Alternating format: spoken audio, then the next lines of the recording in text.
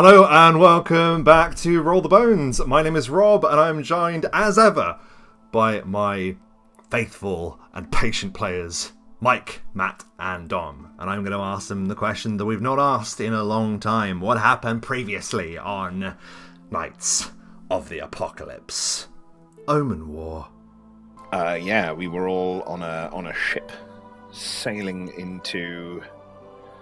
Name of the cove eludes me off the top. We were riding as an escort, weren't we? We were a convoy. I don't remember a ship, so yes, we were not on a ship. We weren't on a ship. I don't know what game you were playing, Flis. Yeah. It's the discussion of the supply train you were on, so perhaps you imagine that to be a ship bringing in supply. No, you're absolutely right. I just, the cove and the ocean and all of that together and the travelling, and I just went to ship. It was by the sea. I'm recreating it in my own head. I mean, you just realised some small edits. Unreliable narrator. You had been travelling as a supply train, escorting vital munitions, equipment, supply to the Rush Fort that looks over the Rushfront.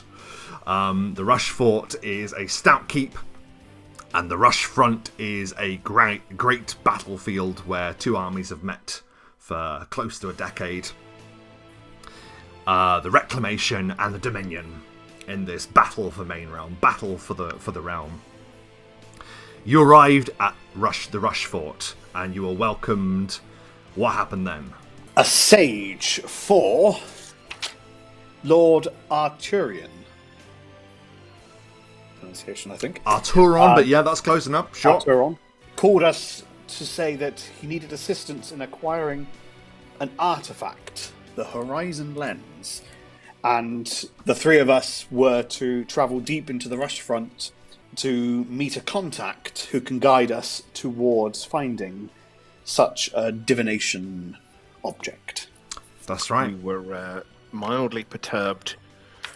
I certainly was by the fact that although the sage had this task for us, the dwarven captain, Captain Walwart. His name Captain Walwart, yes, seemed not necessarily to be an enemy of the sage, but certainly wasn't a friend. Like he found him irksome and sort of thought that the plan was sending us off to die.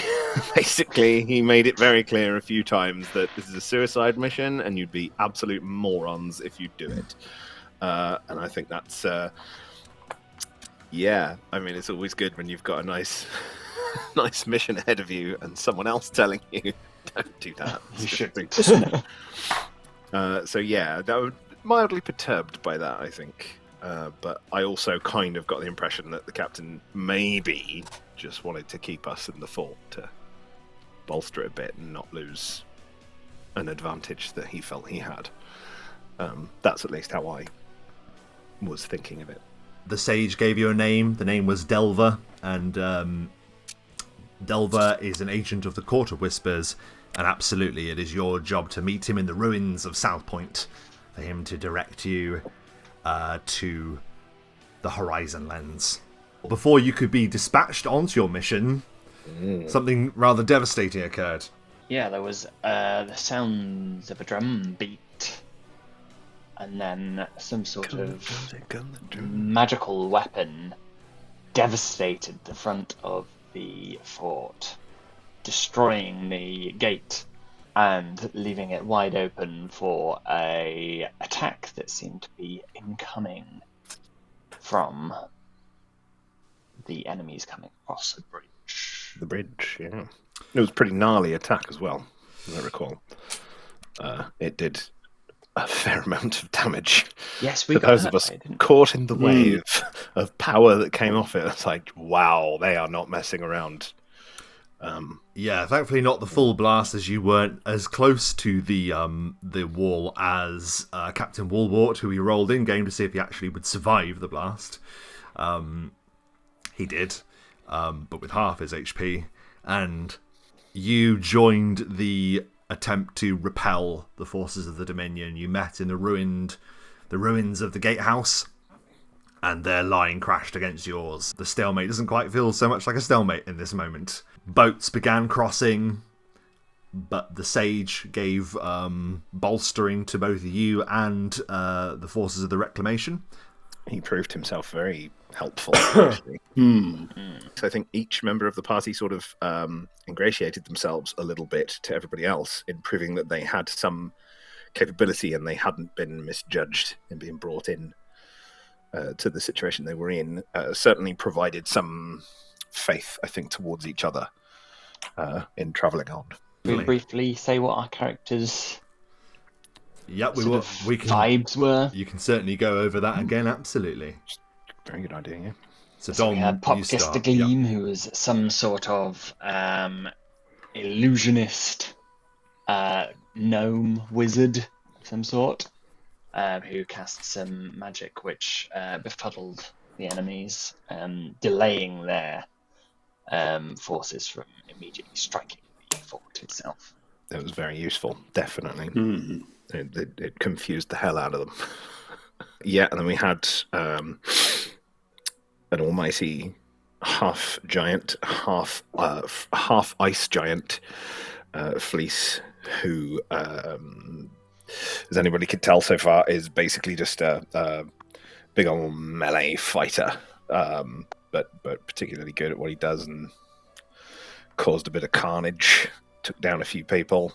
Yes, and Galerick Doomdriven, who rode to the front and defended the line as a hedge knight of the people. Yeah, the image of Galerick sat on Erguise, the horse, at the front of the forces on that bridge, halberd raised. Yeah, like I say, living in my brain rent-free this week. Yeah, for sure. He showed impressive levels of battlefield control. It was very cool. The battle raged, and you were able to repel their forces for the most part, until alarmingly another blast came raining in, this time effectively detonating on both the bridge and some of the assembled forces of the Dominion. With the Reclamation forces successfully withdrawing, whilst the Dominion were held in place by that control from Galerick and Popkister Gleam's illusions. They were left on the bridge as they became a victim of not so friendly fire. It only counts as one pop. And discussion of why this attack came in and what is capable of such an attack was discussed as well. An Arcana check revealed that this was some kind of massively empowered fireball, effectively, and empowered is the correct terminology for some kind of meta magic. It really raised the question, didn't it, of like what kind of force are so completely willing to annihilate their own people on a whim. The ship that came into view that we saw, very imposing, I believe, was called the Vanquisher. You only saw the outline of a great vessel looming in the mists off the coast, so you weren't really able to get much of a description of what that vessel looked like, other than what its output looked like. It was then advised that it would be best for you to make your journeys start as soon as possible, but you were given time to rest and prepare in the wake of the battle, and then you were then bidden to go off into the Rushfront, where we will come to the map here. So, of course, by all means, familiarize yourself with this. It was agreed last session that a rough raft would be used to allow you passage across the rushing river. This would also allow Erguise to board. and your sole sort of advice from the sage in terms of journeying through the Rushfront was to make for the Temple Ruin, where allegedly pilgrims of Fharlanghn offer aid there. As you begin your journey, it's dawn, but it barely looks like dawn. There is sort of like this crimson hue in the sky that indicates to you that there is a sunrise behind the war-generated smog that lurks above.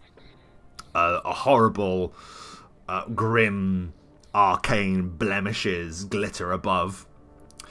Pop, you find yourself dwelling upon these events that have spiraled into you taking to the front of war.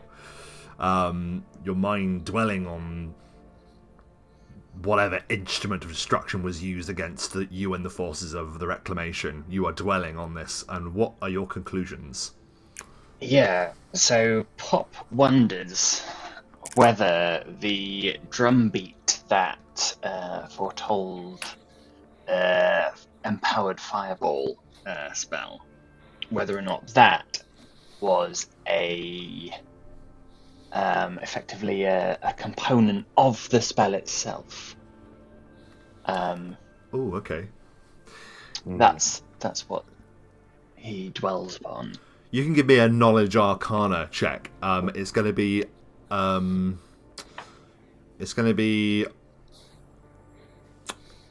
a moderately difficult check, but by all means, go for it. Sure. Interesting thought. I suspect I won't particularly high now. 19, that's not bad. That's pretty good for Pop. You're not sure what you can tell for that. That is a very good roll. You can't tell whether or not that was the beat of a drum or whether that was just the distant detonation of something casting the spell or firing the spell. It could have been the beat of a mighty drum. It could have been the sound of some great arcane device charging and then firing. Cool. Which also conjures into mind the nature of such devices. Main Realm isn't very Magitech based as a setting. There aren't many magical devices or guns, for instance, in this realm. It is more like a Western medieval vibe that's going on. So the idea of something so advanced causing such havoc is pretty mind-bending to you, that there's a weapon on a ship that can do that to a standing fort that has been there for many years.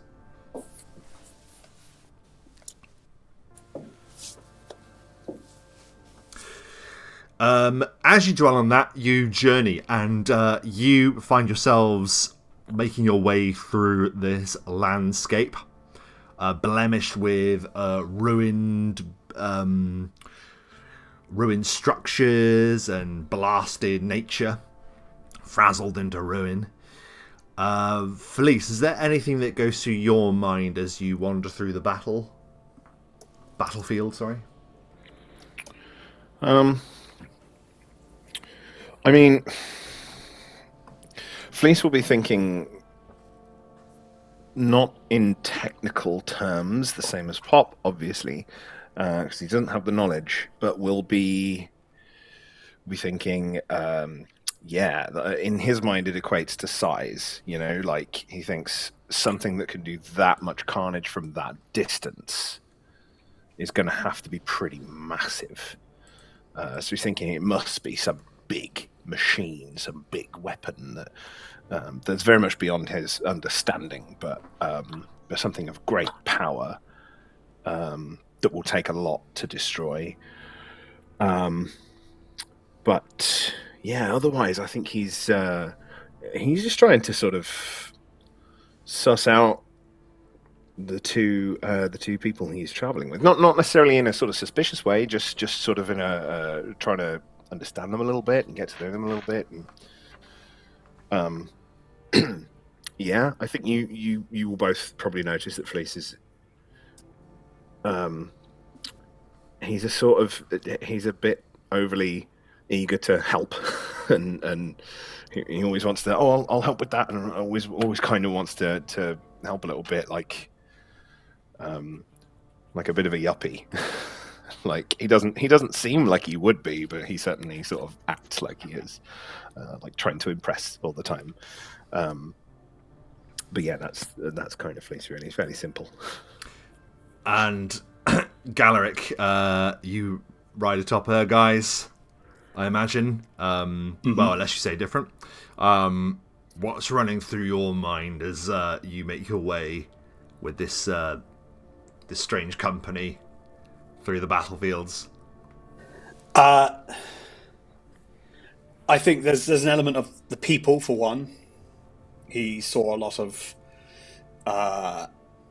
people there he was able to protect, but he also saw a lot who died meaninglessly, and both friend and foe alike. And there's an element of that dwelling on him.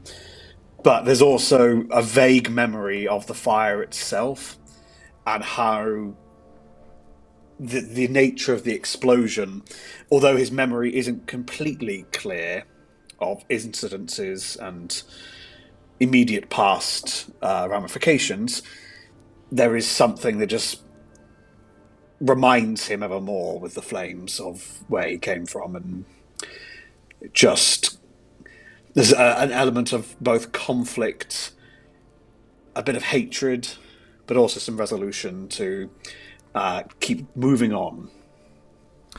Yeah, strange to be so far away yet feel almost close to home. With that, I would like each of you to warm up the dice again. Let's have a spot check from you all, please, to see if you notice something about the Rushfront currently. Okay. 13. Okay, 17. 18, a +1. Pop, you are more focused on the road ahead. Galerick and Flis, you both spot this. For a long time, you've been walking under this smog, this sort of like unnatural darkness generated by this war. There's like a crack of orange lightning that wreathes across the sky, which draws both of your eyes to a set of low-hanging clouds, sort of in the distance northeast of your position, so sort of like in that direction. And you can't help but be slightly concerned that from this cloud there appears to be this rather noxious-looking rain that pours beneath it. Oh. And it appears to like gleam with lots of different magical shades. It doesn't take an arcana check to see that there's some kind of strange magical phenomenon pouring from clouds to the northeast. Obviously, it's not always easy to gauge. Do we have a rough idea? We think of how far off that is from us in a measure of like hours, days. It would be by hours. It would be like probably like 2 hours max. Distance-wise, okay. 10 to 20 miles maybe. Right. It's not approaching you, but the gods have blessed you. The wind is seemingly carrying it beyond your position, but it's worth noting that this landscape that you walk in is treacherous and has all sorts of effects happening in it, so a wary eye as your journey continues. Yeah, well, for sure. It's not very welcoming. Yes, you wonder if that's the spell rain that Woolwart warned you about when he heard that you were being sent out into the Rushfront. That was one of the examples that he gave, was the spell rain. Do you point it out to Pop? Yeah, absolutely. I was this on the horizon. It is not very welcoming. This landscape is full of horrors.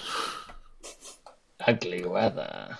You can give me an Arcana check now that you've also been. This has been brought to your attention, Pop. You can give us an Arcana. Very kind. 17. You've only heard rumour of such an effect, but Spell Rain is much like the weather itself. It is flippant and it has many different effects, shall we say. It's basically a DM's dream. It is a floating roll table, I'll warn you. I'd advise that we stay away from that rain. It looks like I would, it could but be as a character, yes, but as a player, I'm like, oh. You don't want to go in it, I promise you that. No, absolutely, I think, terrifying. I've done a roll for you. You feel that because of the striking of the forces of the Dominion, this road is pretty quiet. You don't run into any resistance of any kind, but there are many clues that the Dominion march this way to make their strike against the Rushfront. Of course, you find that there is an abandoned forward position. Oh, that's the wrong music. We're starting again. Previously, that's the end and the start. Yeah, you see that there's an abandoned forward position, and there doesn't appear to be much left. However, you can give me a search check. Okay. If you insist. 9. Base. Same for me. Wisdom. Is it? Intelligence. No, search is intelligence, isn't it? 6. Flis is just too... He's too big. He's just lobbing stuff over his shoulders. Galerick has a very narrow field of vision as well. Yes. You could take the helmet off, said Galerick. No, Pop. I insist I will keep it on for mine and your protection. My protection, you say? I can't defend you without my armor, little Pop. Was that 18? That's 18 from Pop, right? Yep. It was, yeah. Yeah, perfect. That search check is successful for you. You're rummaging through the remains. Like the fire has been kicked up. With scant resources in the Rushfront, it would be folly to leave anything behind, really. But you do come across a fragment of paper that's rolled up roughly, and you find a fragment of a map. But it's actually been rolled up in a magic scroll. You can give me a spellcraft check or an appraise check, which would be higher, to determine what the scroll is, first of all. I will do a spellcraft.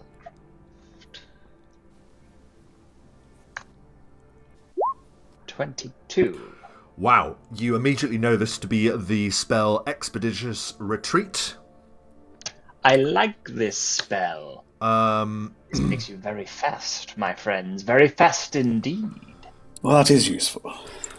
And rather mirroring the notations of the map you have found, the Expeditious Retreat spell is wrapped up in a map that is detailing retreat routes. This is a map of the Rushfront, and you see a number of marked Dominion positions around the area, with lines of retreat falling back across the Rushfront. I'm not sure we will have.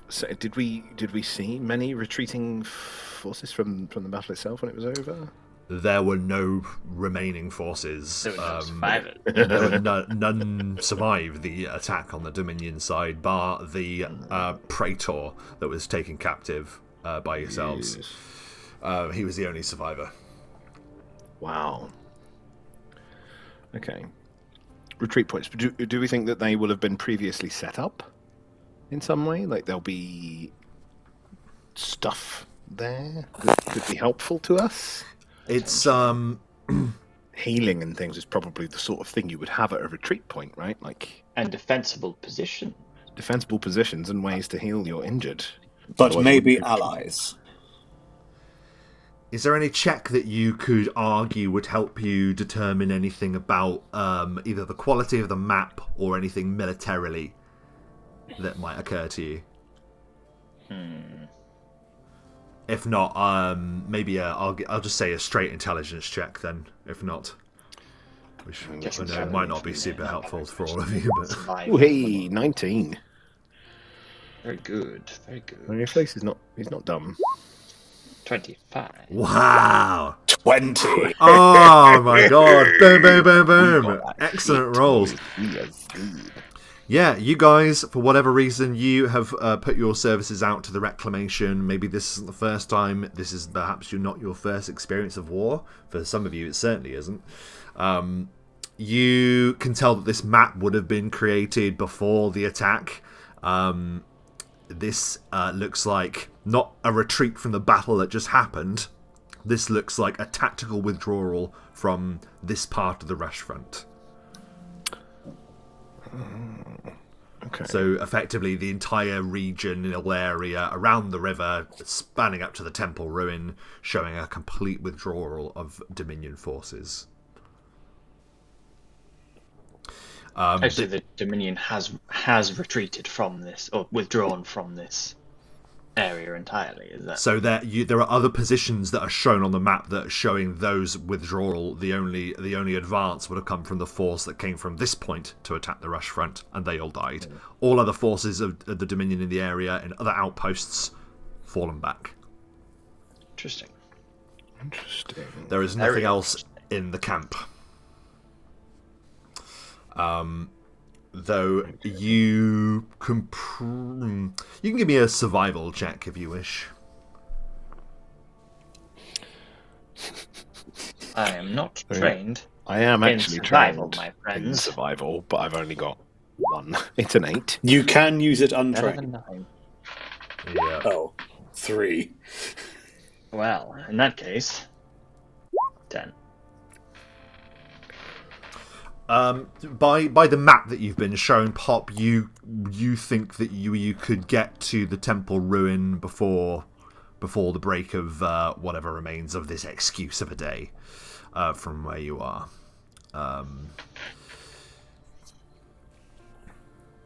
Okay. My friends, I That's believe actually- we're within a day's travel of our first stopping point. Preferred stopping point, I should say. That's actually that's a lot quicker than I thought. The map is obviously it's zoomed into a localized area. Yeah, so yeah, this is scale wise it's very different to what we were used to in before. So that's okay. That's kind of cool. So we can get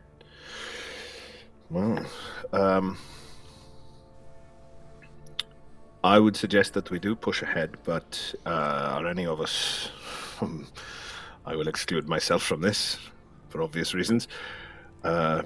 Any good at scouting?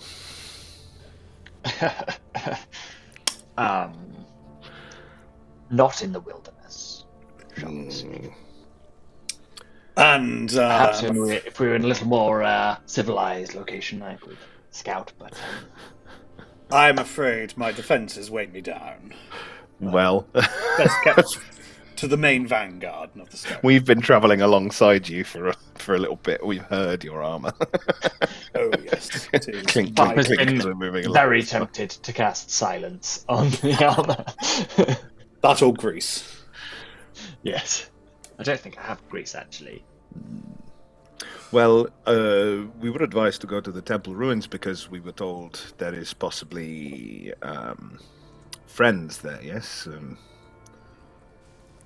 Allies, people who can help us. So maybe it is in fact best for us to not skulk around, but to approach in a more earnest manner. After all, the Dominion forces have already left, it seems. They have. Yes. Well then, Let us push on. You push on then in that case. You journey for the rest of the day, and that sort of red gleam that indicates where the sun is through this blackened sky rises above you and then begins to sink once more. But as it's coming to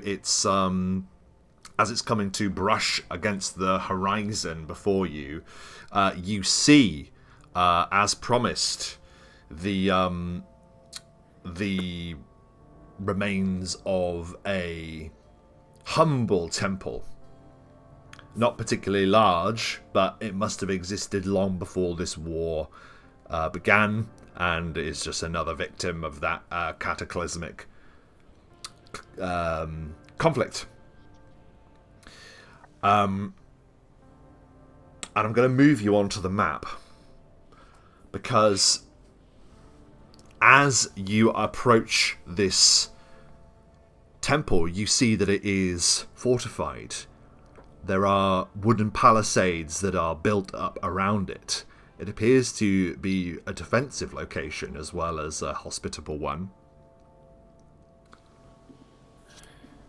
I suppose there's any way any of us have heard. Maybe I'm forgetting what the temple was for. Who it was praising. The Fharlanghn. temple is It was Fharlanghn. Fharlanghn, the Thank god you. of the Yes. road. Yet your road, it appears, is now barred. Before you, you can see glinting off the silver armor.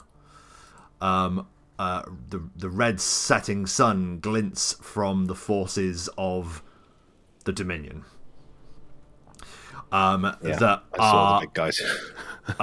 closing towards the temple. A cry goes up from a rabble of defenders within. They attack! They attack once again! Roll initiative.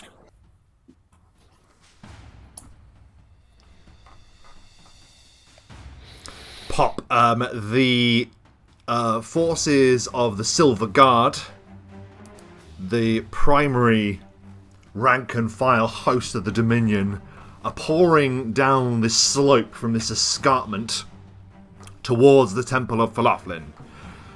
But you, of all combatants in this battle, go first. What do you do? Well, seeing my friends are a little slow to react. It's a deliberate choice. Yeah, it's a Of bit thinner up course. here. Quite deliberate. We will attempt to delay their forces. And we're going to... So these ones here are just rank and file, normal Yeah. soldiers, correct? A These squad of ones? pikemen move forward. They appear to have spears. And what about these ones over here? Good question. Your glance moves across the battlefield and you do not see a forces of humanoid beings. You see rather four brutish looking. Give me a nature check. No.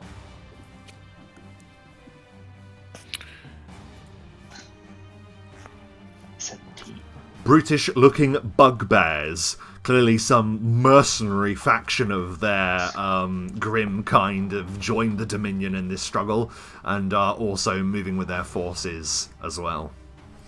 Bugbears goblinoids, they are, aren't they? They are goblinoid, yes. Fucking bugbears. We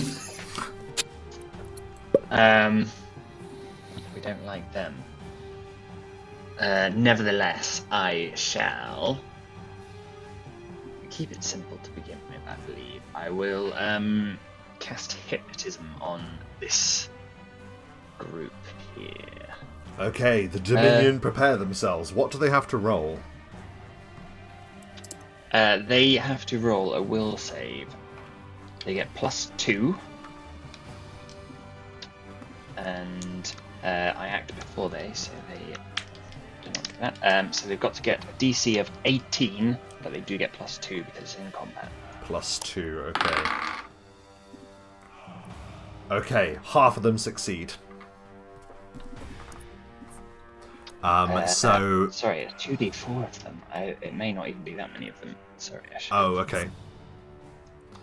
Hopefully it will encompass 4 of them. Well, 3 of them made the save and 3 of them didn't, so 3 of them will be affected, yes? I would say 2 of them, because you probably want to split the diff. Because only 4 were affected by the spell.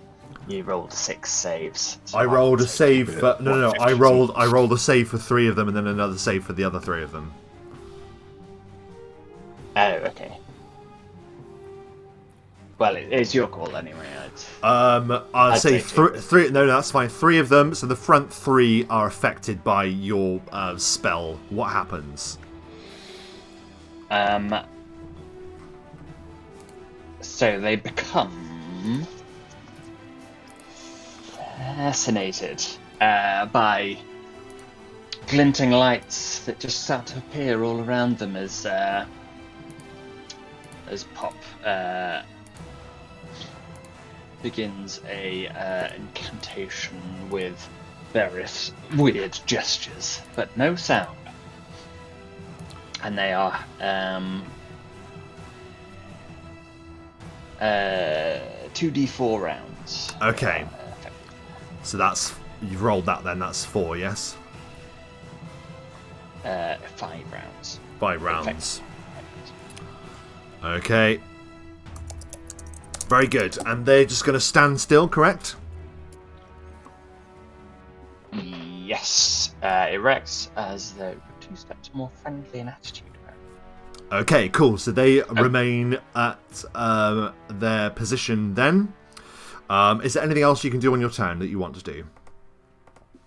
No, that is all I can do. Okay. The other forces of the Dominion in that group are going to continue. And spotting that you are approaching will take the lead. So 5, 10, 15, 20, 25, 30. 1, 2, 3, 4. They are going to form up like that, and they put their pikes forward. And that group will say, "Surrender in the name of the Dominion!" That is their turn. The bugbears are also going to make a beeline for you.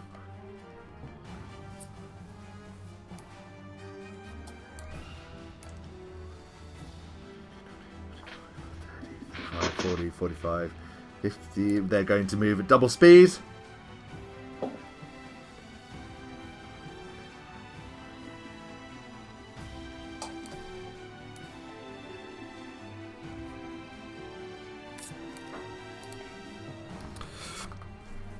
Okay.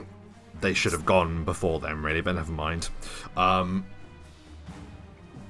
This lot of the Dominion forces appear to move their movement up here.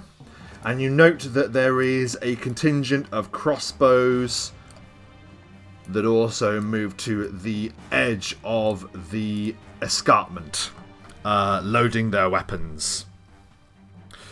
Finally,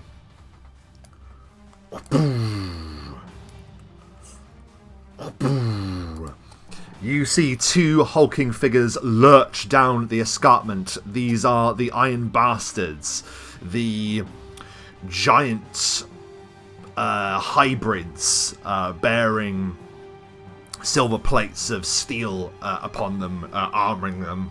They stomp into the combat. With that, it is now Flis's turn. What do you do? Rob, just clarify for me, is this a ledge that he's just Yes, that climbed is up or jumped down? I'm just trying to... It's a 20-foot tall escarpment cliff thing, yeah. Right, so he was up above us and he's come down. Yes. Okay, cool. That's cool. Okay.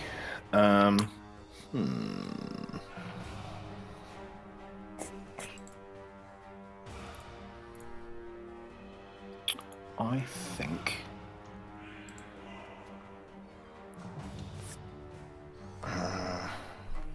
he can do it. I think he's just going to move to here. And give that guy a belt to the face. Yeah, you move forward and you swing your ice axe. Roll your attack. I will make it a power attack. I will take off let's say 4.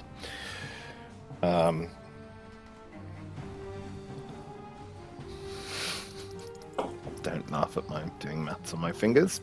Simple arithmetic. It's my curse also.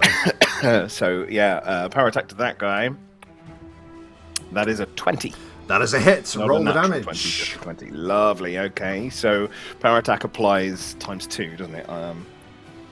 So... Yeah. Yes. If you're two-handed, yes.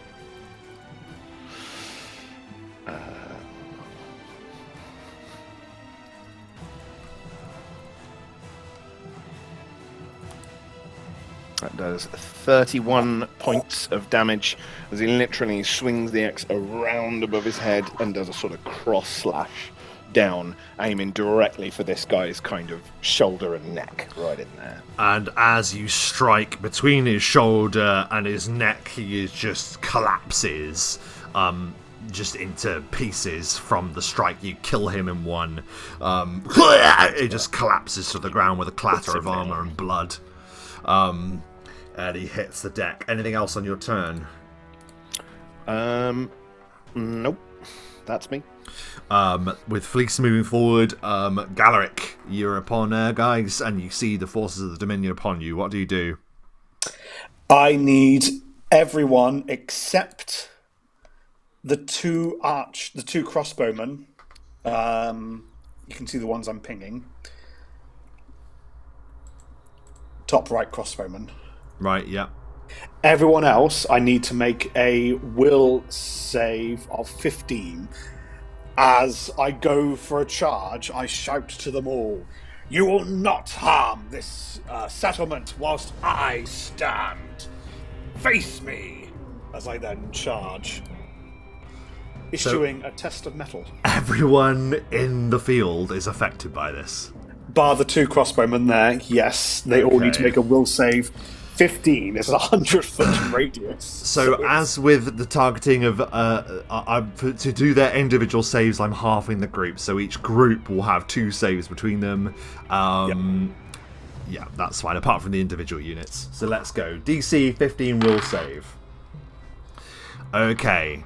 So all of the first Dominion Guard that move forward, including the enchanted ones, I don't know, but they failed that save, so if they are affected whilst enchanting, they are.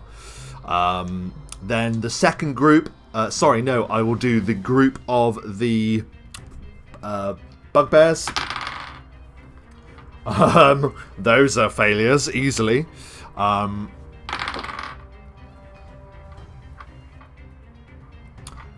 Okay, so that's the second group of the Dominion forces as well. It's the 2 Iron Bastards for a clean sweep. So that's a 1 and a 5. So everyone is unable to make a will save of 15 in this battle, it seems. Oh. So they all are affected by this. What is the mechanical outcome?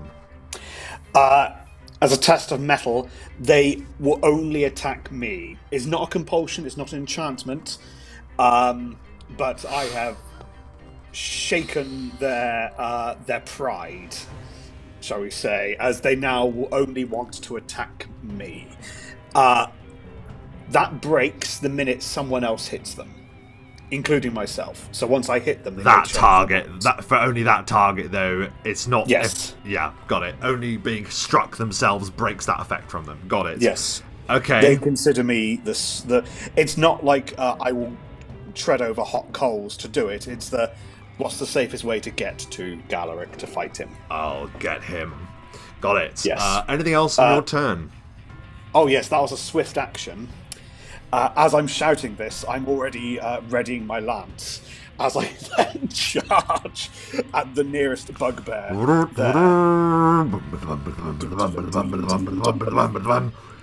So I get to there. And I just got to attempt to lance the guys I'm riding by. Okay, so the bugbear has before him a shield and a morning star, but do you strike true? 26. Your halberd, was it halberd or lance? Sorry, It's actually a glaive. glaive. But it's a Sorry. lance. Okay, strikes true. You slam into his armor class. Do your damage. For 19 points of damage. Wow, what is it like as you immediately kill that bugbear? It's just straight through and is almost like lifting him up slightly as I then kind of just drop the lance to shake him off. Yeah, broken, he slams into the ground, and the bugbears around him like skid to a halt,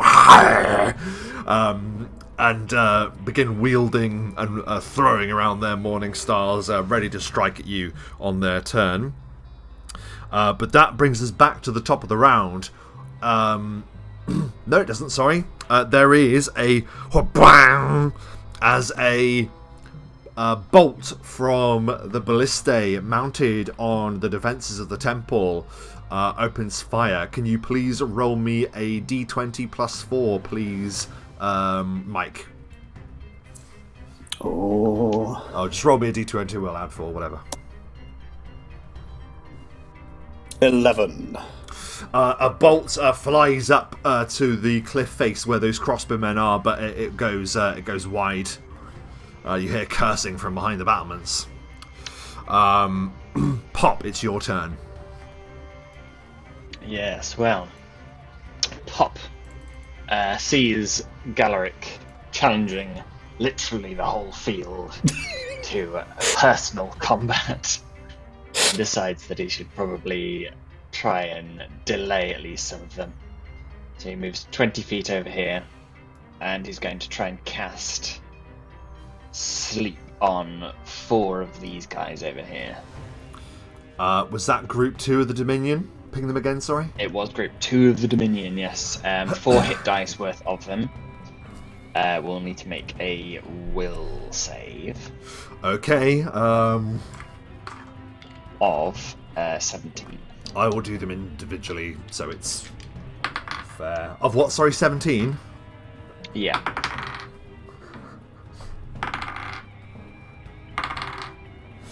So of the 4, 3 succumb. Excellent. So they are cast into sleep. Yeah, Pop runs along, gathering up a little bit of dust in his hand as he runs from the ground, blows it towards the group, and it somehow catches the wind and gets them in their eyes, and they're just like, straight and sleep. And you hear sort of like the clatter of steel silver as they hit the deck, and their brethren in arms look at them questioningly and afraid. Anything else, Pop? That's it. It is the bugbear's turn, because I'm going to give them their actual turn order this time. And they are going to converge, as has been like actively requested. Thank you. So this one is going to move around to flank your position, Galerick, and will strike at you with a +2 to his attack. Against him, I will make sure I shift my animated shield in front of him for a shield block. Very good. The Morning Star, as is tradition from bugbears, comes hurtling from on high. Well, below you, he's not mounted and you are, so he strikes at your thigh for a... my AC's 21. Dang! Your shield is raised. Animated shield is raised to block that attack. The other one... 20. How do you defend that second attack that goes against you? I don't have time to bring the animated shield across, so instead I just use the butt of the lance just to knock the Morning Star away. The last one comes in, and that is possibly a fumble. Is it 20 again for him? It's 20, yes, because I charged. That would have actually hit you, which is a shame. So that isn't a fumble, that is just a miss. So the bugbears converge on you. And the remaining forces of the Dominion that can act from Group 1 also will answer your challenge. One of them is going to provoke an attack of opportunity off you, Flis, if you'd like to make that. I don't think he will. This one's just. Oh no, just I'm so over 5 sorry. feet I'm from so me. I sorry. don't You're have absolutely reach, right. So. 25. So these are both. Thanks for trying. No, yeah, it's very optimistic. One is going to get a flank on you, but rolls a 2. And the last one also just misses. So all of a sudden, Galerick, you're in the field of battle, and every enemy combatant just turns and just charges you. Guys, rears up as these spears and morning stars and daggers just come hurtling at you, dunk, dunk, dunk, dunk, dunk, and like slamming into your defenses, but somehow you are unharmed. Praise the animated shield; it's doing the work for me. The other dominion of that group, as I mentioned, remain as they are due to Pop's effect there, and these 3 there are also asleep. These 3, however, are going to move against Galerick for 1, 2, 3, 4, 5, 6. They're just going to double movement.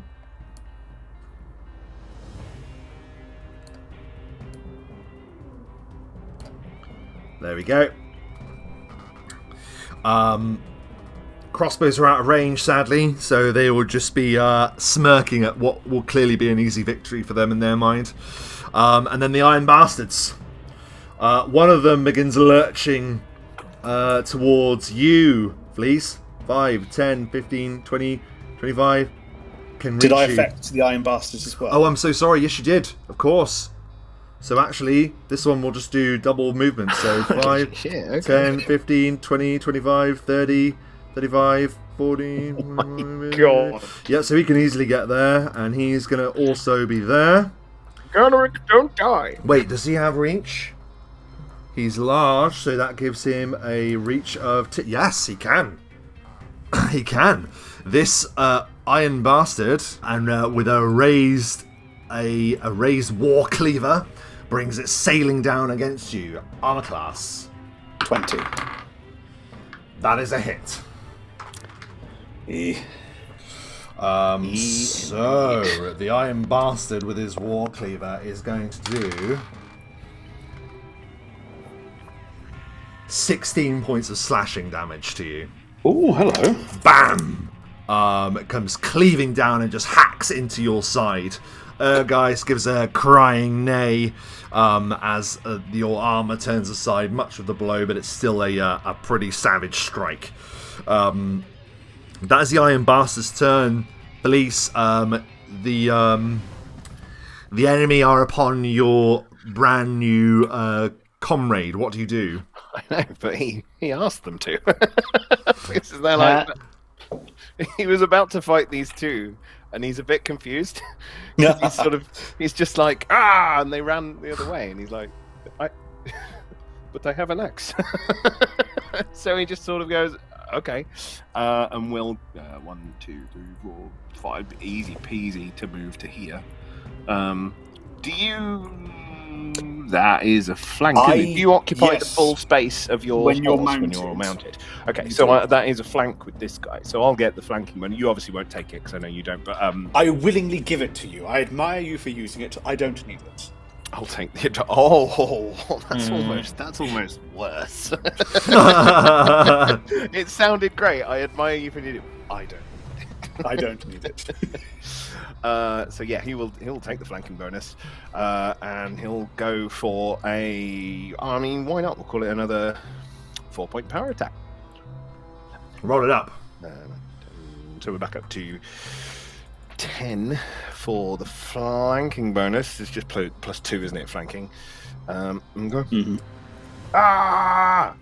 Ooh, I'll take that. That's a 27. 27 is a direct hit. You just slam into the Iron Bastard. And because we did this before, we know all the numbers.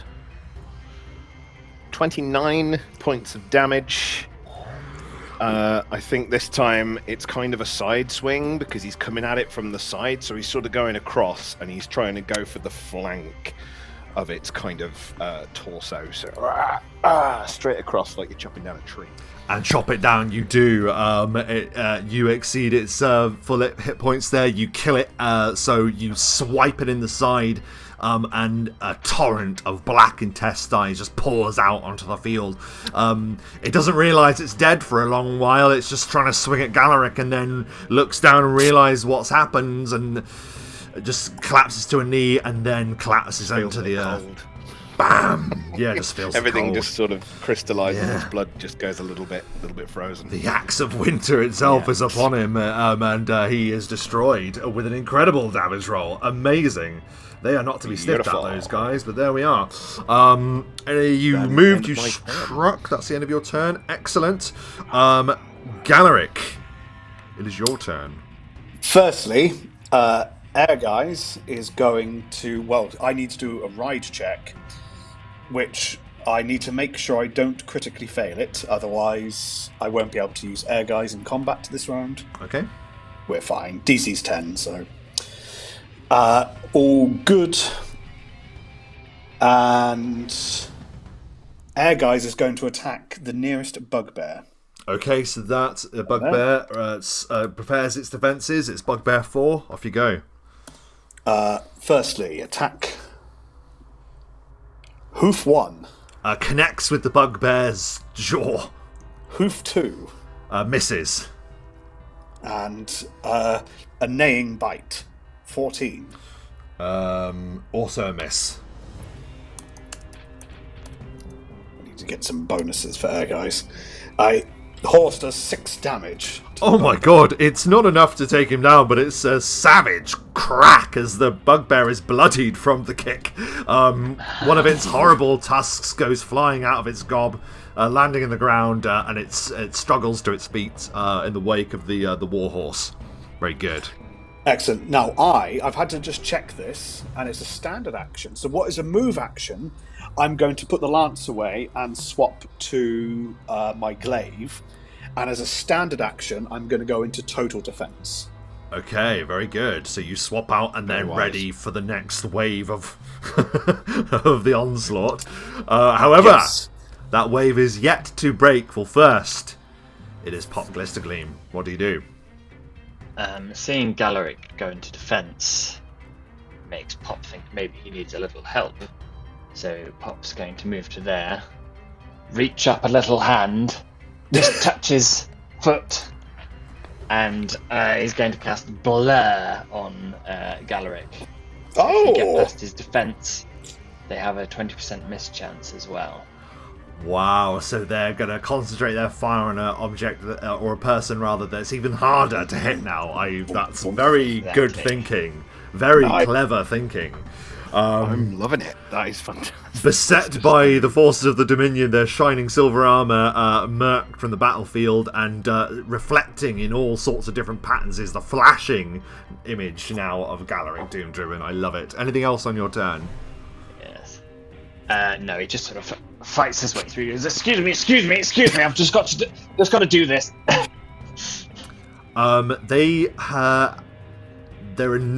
There's only one bugbear that has sustained damage that can break from Galerick's the one that effect. Got Air Guys. But however, doesn't change his mind and still really wants to attack you because your horse just kicked him in the mouth.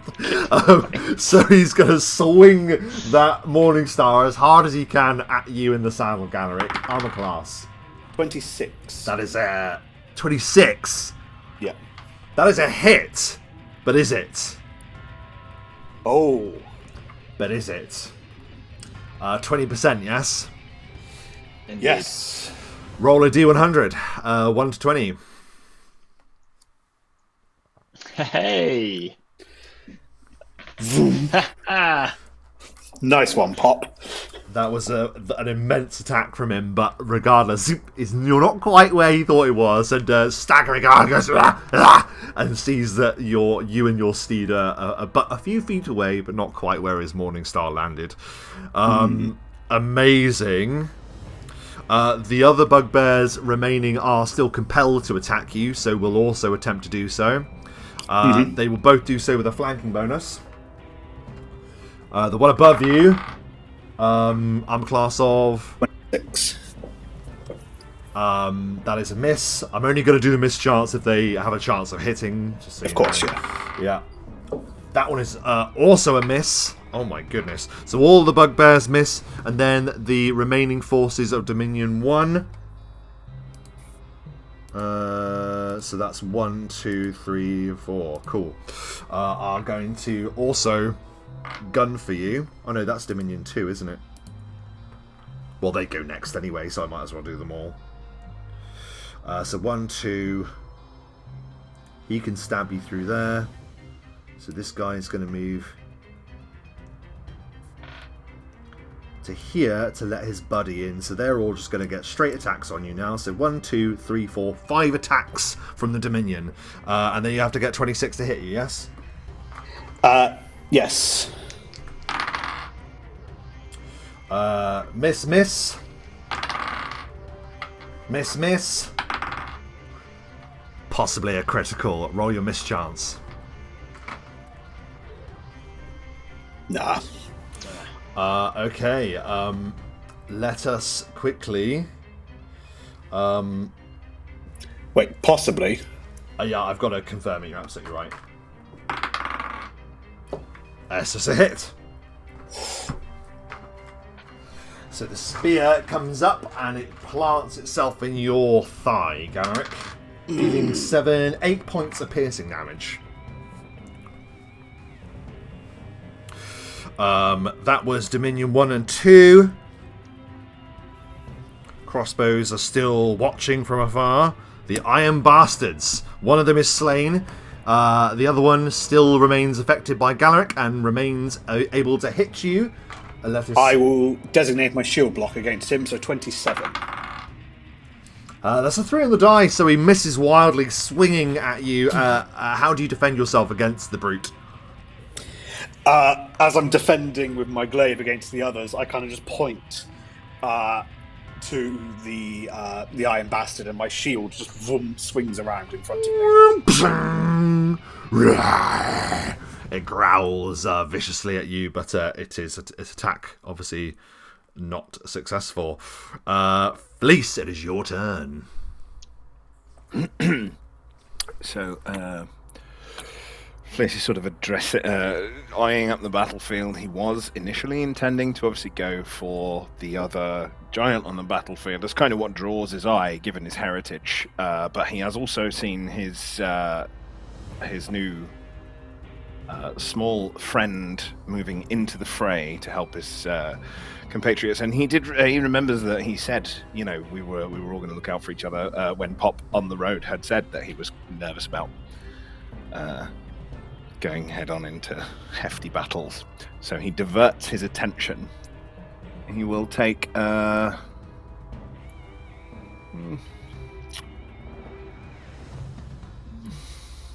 let's give it a go. Take a 5-foot step to here, because he is within range. It's just a 5-foot step as he reaches into his bag and he pulls out a sphere. A perfectly balanced, shiny sphere. Appears to be made of like black metal, and he does a kind of bowling move, and he spin bowls it across the floor as it kind of ting skims across the floor and aims directly at this guy here. Okay. For a ranged attack and possibly a trip. This is a glot. A glot? What? Meanwhile, at the local lane. Yeah, basically. And the thing is, it is a large-sized glot. Normally they're sort of quite small, but this is the size of a bowling ball. To most people, it would be a two-handed thing. So it's against his what he is. touch, pretty big. No, it's just a standard attack, as would a ranged thing be, an arrow or whatever. It's obviously not quite as effective as his axe, so let's see. Okay. That is a nat 20. So, definitely a hit. Does it do damage? Yes, it does. It's a normal weapon. It just also does a ranged. Confirm then. It may take his legs off. 24. That is a confirmed critical with the... Wow. Oh my word! He literally just eyes it up. I think maybe he does twinkle toes like Fred Flintstone. Just bowls this thing across the battlefield, one-handed, whizzes it across the floor. It skims like a stone on a lake. Are we rolling D100? Yes, please roll a D100. Yep. Okay. 57. And a multiplier, I think. Oh, that is a critical multiplier. Yes. Lovely. Okay. So normally it's times 2. In this case, be times 3. Okay, bear with me one sec.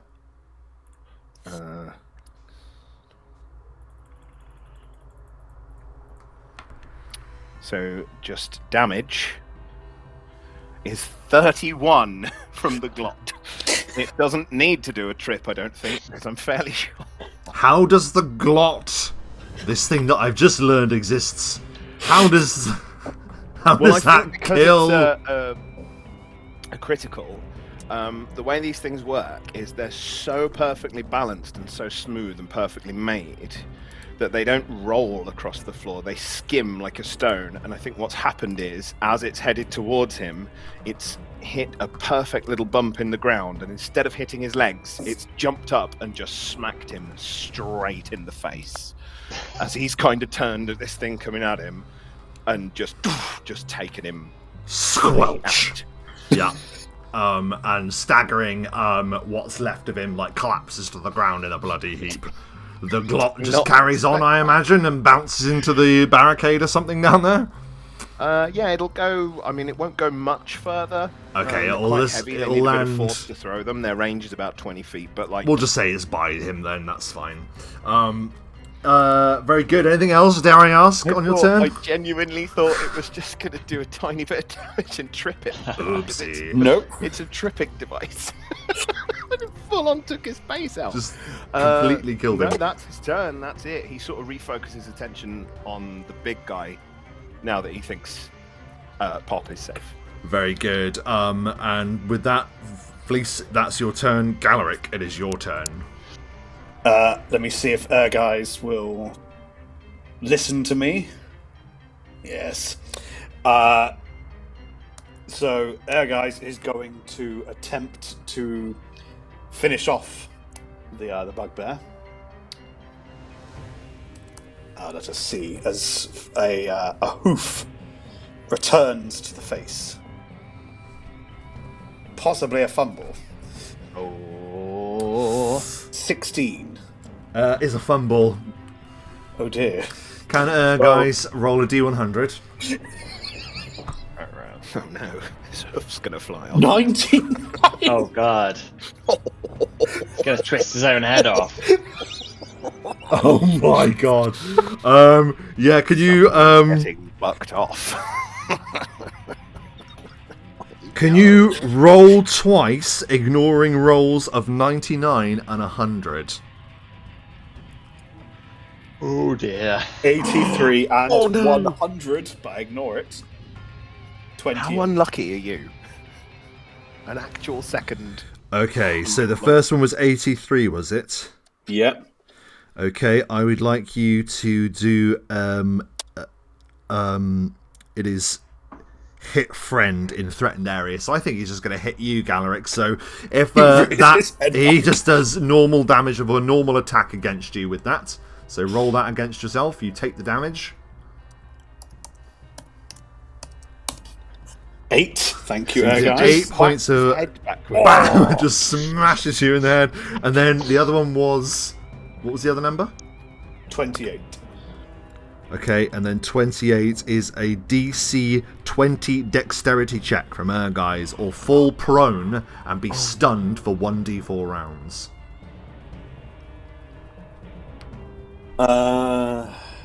Okay. DC 20, just dexterity, did you say? DC 20 dexterity check. Not reflex, dexterity. Guys, rears up and after headbutting you is dazed from the strike and collapses to the ground with a great cry. And collapses. Okay. You go with To be him. fair, that could have been a lot worse. Yes, let me you just... are going to need to do a dexterity. No, I would say a reflex save to prevent yourself from falling to the ground with him. So I'm going to say reflex DC 15 to prevent yourself from falling to the ground. If you get the save, you will land on your feet. Can I attempt a ride check of a fast dismount? Are there rules for being from a horse? Skill check. You can attempt to mount or dismount of up to one size category larger than yourself as a free action, provided No. you still have... No. Oh. That's not applicable. The horse has just been smashed and is falling over. That is, you are not doing that. So, unless that's part of your turn, but it's not your turn. So, Oh, no, that's what I was looking at. I can do a soft fall, so I take no damage from the fall. But Okay. The DC is 15. okay, well, reflex saving throw DC 15. It's a ride check, but I'll do the DC. Okay, right check then.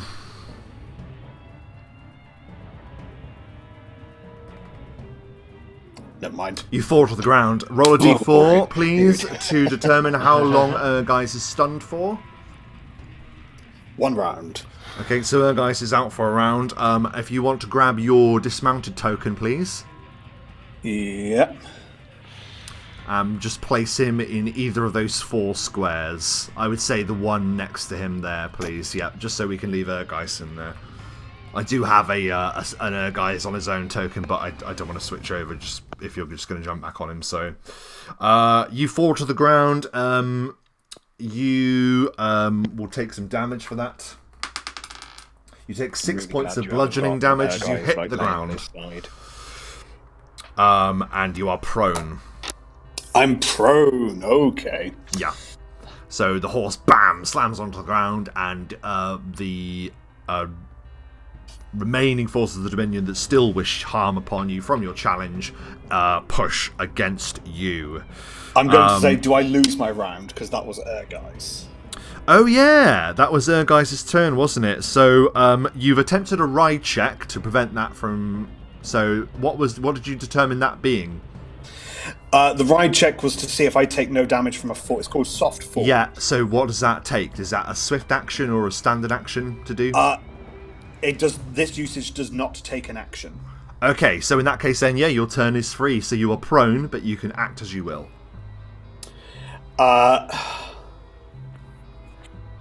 don't have much movement, so I'm going to stand and provoke. 1, 2... Only 2 of them...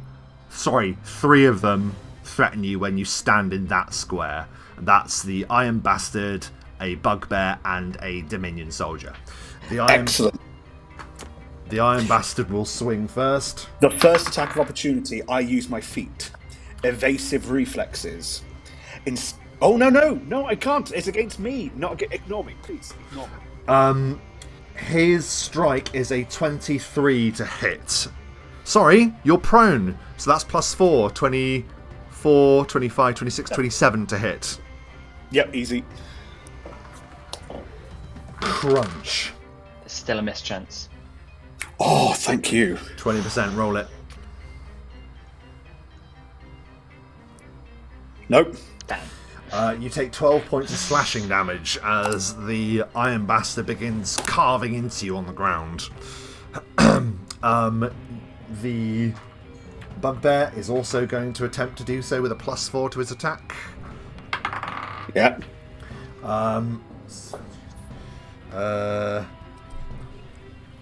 22 to hit. That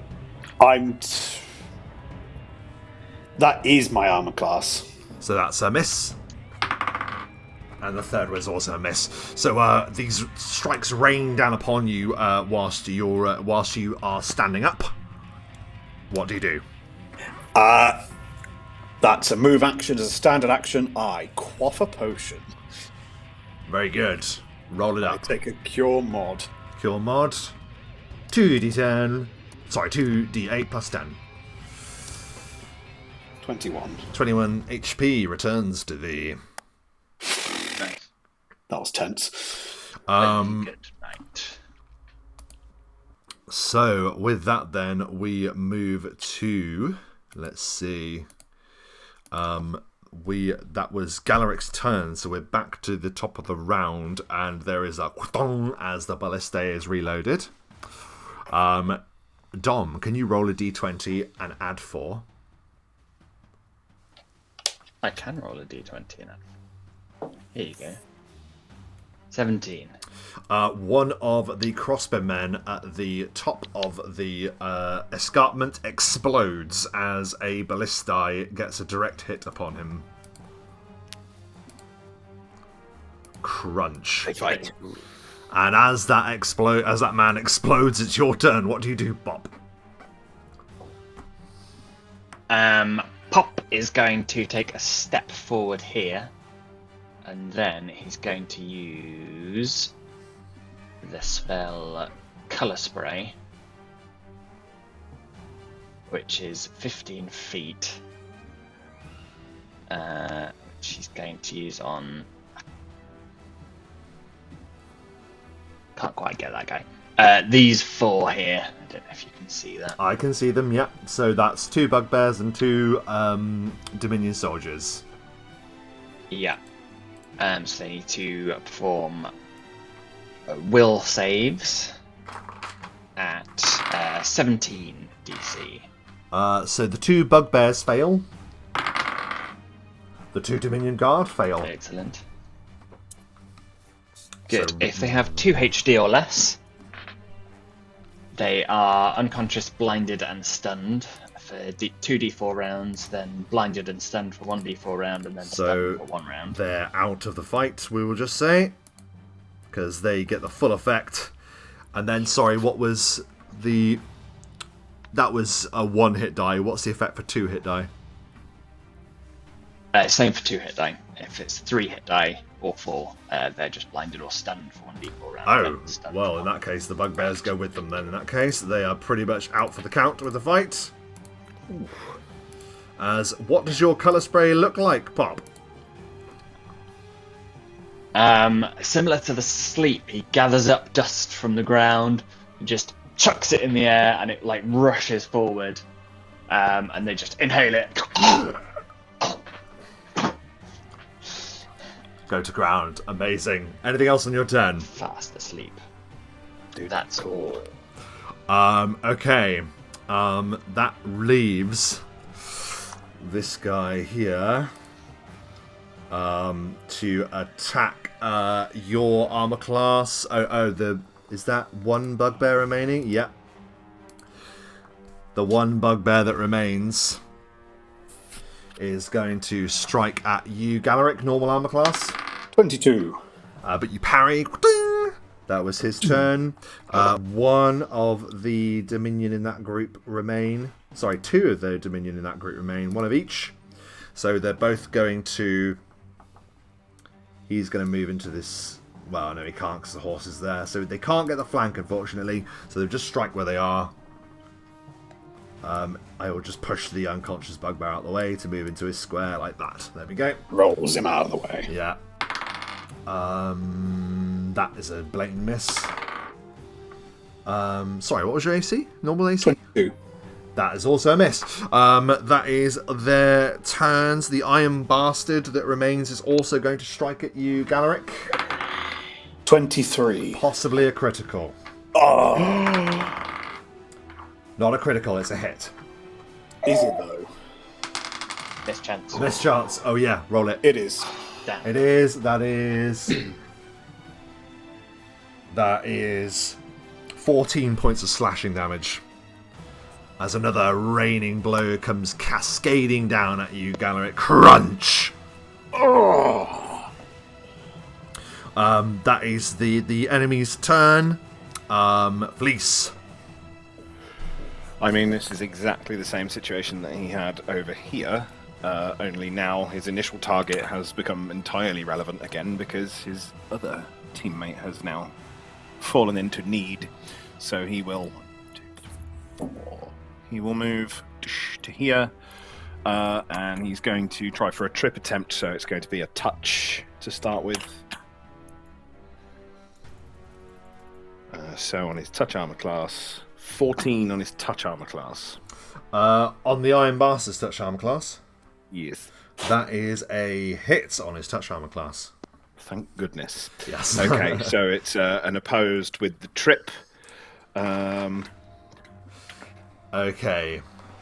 He just has his size factored in, but I know you've got benefits for that as well, haven't you? So I've got my size. We'll just roll He's our got own. his. Yeah, we'll just yeah. go on normal numbers. It's all good. yeah, he's rolled well. 19. He beats that. Wow. Wow. You do not trip him. That is impressive. That's quite amazing. He Okay. rolled very well, to be fair, but yes. So you go to trip him. Can you still act, or is that your action? If I had managed to trip him, I could follow up with an attack, but because I failed, there is no more I can do. Right, that was a shame then. In that case, that is Fleece's turn. Galerick. Sorry, Galerick. Let's see.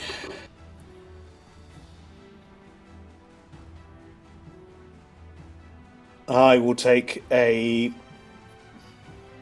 5-foot step past Air Guys, who's just on the floor. Right, easy, buddy. Because, as you see, I've had to change the colours, because with the glaive, as Matt's all too aware of his previous character, I've got a 10-foot range, but I have a slightly differing when I'm off the horse range up close. And I will attempt to go for the bugbear. Okay, make your attack. As I do, I'm just going to point at the bugbear and say, "You die today, evil one." And as I give myself a fighting challenge against him, which takes that up to possibly a fumble. Oh my God. Confirm it. Just a miss, I hope. Yes, that was against the bugbear, wasn't it? Yeah. That is just a miss.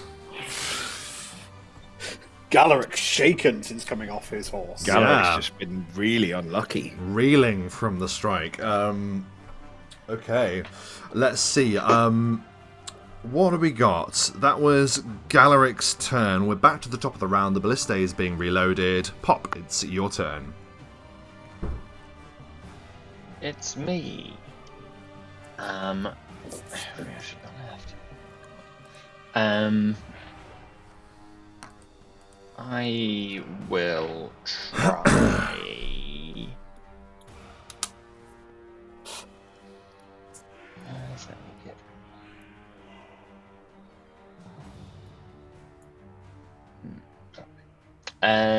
I will. Yeah, I'll try. I'm going to cast Daze Monster on the War Bastard. I forgot his actual name. Yeah, War Bastard works fine. Iron Bastard, War Bastard. What does he have to make? He does. Is he of 6 HD or less? First of all. Less. Great. So he needs to make a will save of 18. That's a 2 on the die. Excellent. He loses his next action.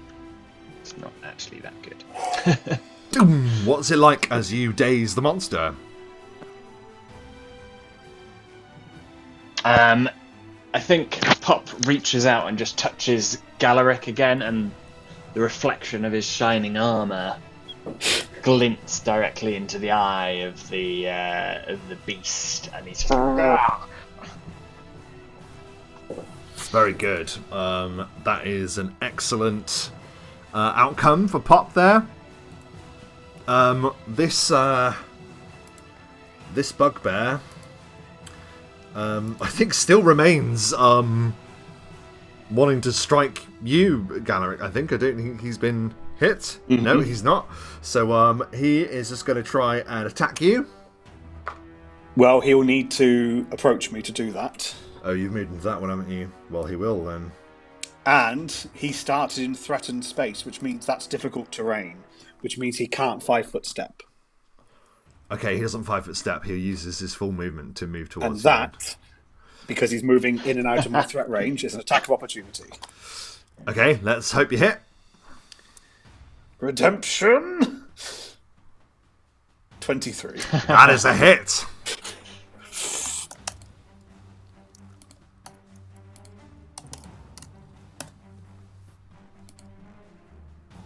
Bosh. Off the lowest 7 damage. What is it like as you kill him? Cursed by ones today. I am cursed by ones, but it's With a kill. As I'm kind of holding my glaive at a distance, he thinks he sees an opening to go past me. And then as he steps, I just thrust the glaive through his chest and then drop him down. And drop down he goes. That was his turn. That is all the bugbears accounted for now, either magicked or dropped dead. Okay, the remaining Dominion force is here. Will close. They are also going to do exactly the same thing, so... Does anything happen to them? No, I've only got 1 attack opportunity in this instance, but it means they can't use a full attack if they have more than 1. Which they don't. They don't, so they just move and they both strike with their spears. Armor class. 22. A miss and a miss. So they rush in. How do you parry these 2 strikes as they rush in to try and impale you? I kind of gesture with my elbow to bring my shield back around, and it kind of just does a single gliding motion, just ding ding, as the shield moves in front of them both. The Iron Bastard is going to just move because he can't act because Pop has dazed him. And because he's just moving, he will count that as a withdrawal, so it won't provoke an attack of opportunity.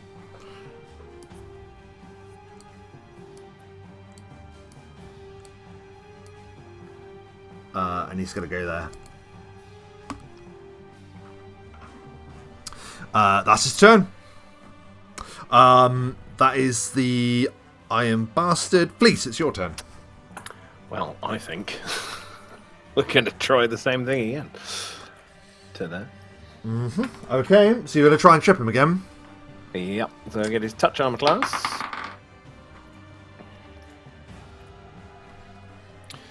...31 this time on the touch. I mean, why can't I roll that well when it matters? You've definitely touched him. 8. Okay. I know the number to beat. It's rolling.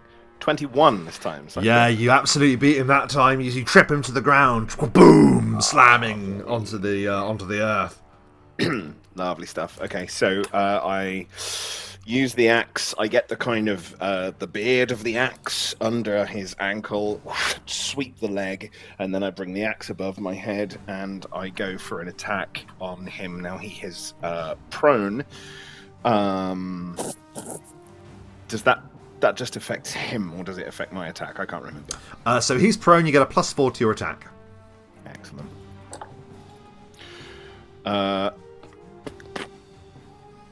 I'll just take the 4 back off. We'll make it a power attack.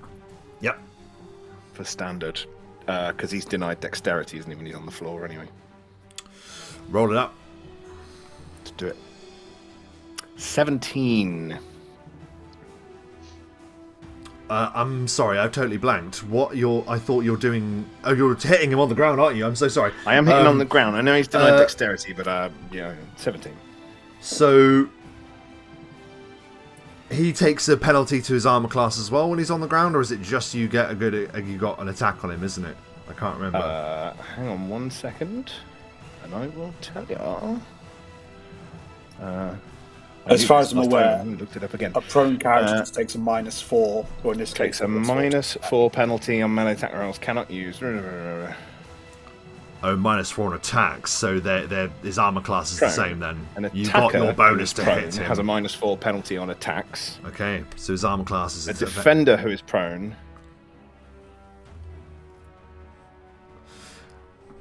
takes a -4 penalty to armor class against melee attacks. Okay, so if that's -4 to his armor class... So that doesn't...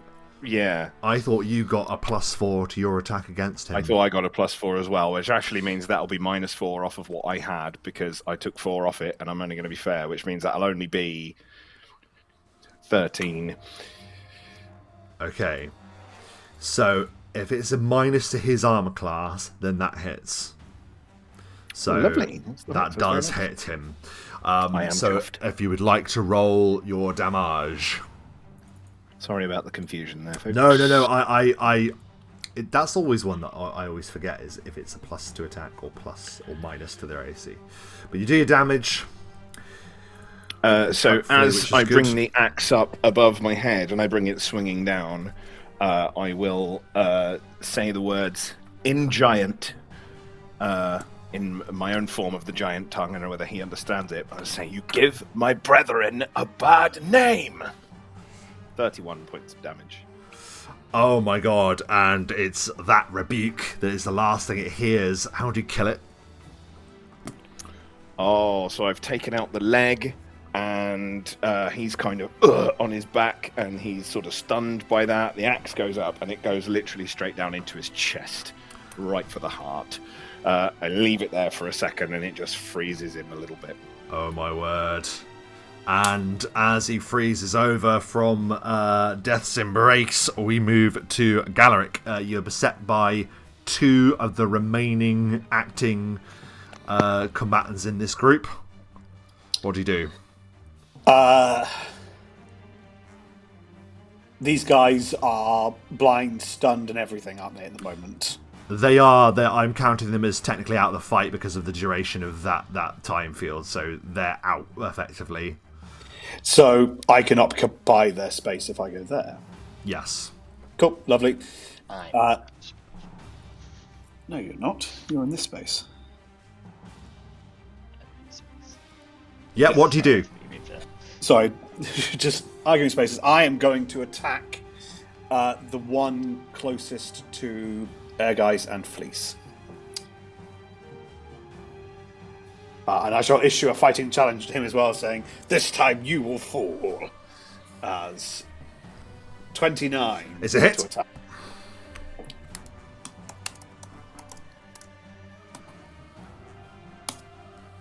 And 14 points of damage. How'd you kill him? I step back, I issue the challenge, and then I just sweep through his legs, just above Guys' mane. As he's still on the floor, and just whoosh. Crunch, clatters to the ground, and with that, anything else on your turn? No, I just kind of mentioned to guys, "Stay where you are, boy. Stay where you are." Seeing how that is going, the crossbow men will begin a complete retreat, rushing from the field. He moves to the edge of the map and withdraws. These move to the edge of the map and withdraw. We are back to the top of the round. Pop. Who's actually alive here? Is it just this guy here? It's just this guy here. The others that you have enchanted or left asleep remain fully in the power of your magic, so we're counting them as out for the sake of expediency. What do you do? Pop will use his movement action to whip out his wand of magic missiles. Okay, right. And Classic. he will fire 2 shots using that as it's a 2nd level, or a 3rd level actually. Very good. Magic missile, which auto hit, Dealing.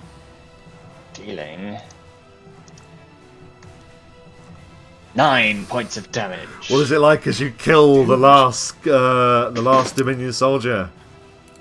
Pop goes, you think I'm defenseless, do you? Ha And he just fires 2 shots into the chest of the surprised assailant. Incredible. And as the last assailant collapses to the ground, the chaos of battle ebbs, and that is where we're going to take a short moment to have a very brief break, and we will be back after these short messages.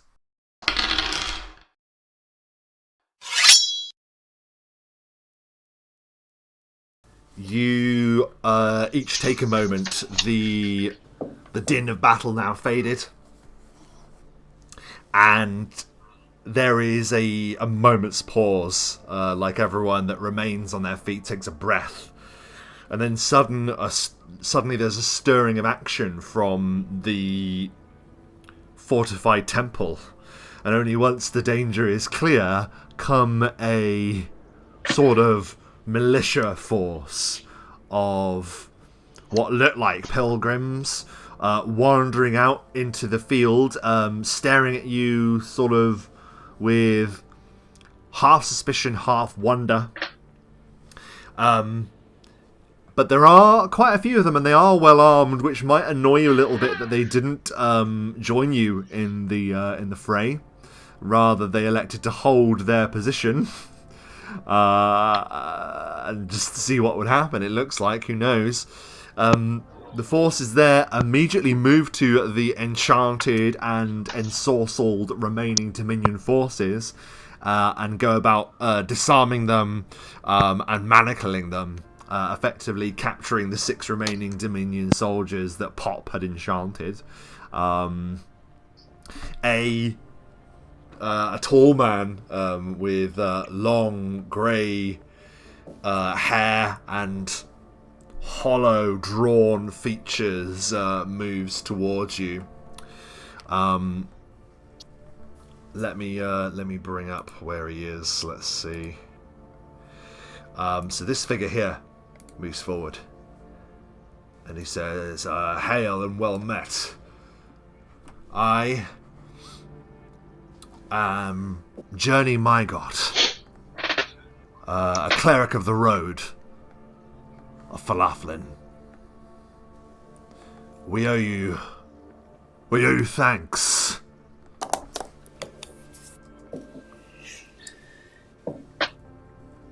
We would always be willing to support. No thanks are needed. Please give me one moment as I then drink a health potion. Yes, please roll 2d8 plus 10. A neat 20. Very good. Yeah, you feel that restoring power working its magic. Yes, we were rather hoping that we could borrow your accommodation for the night. Perhaps this is some sort of payment in kind?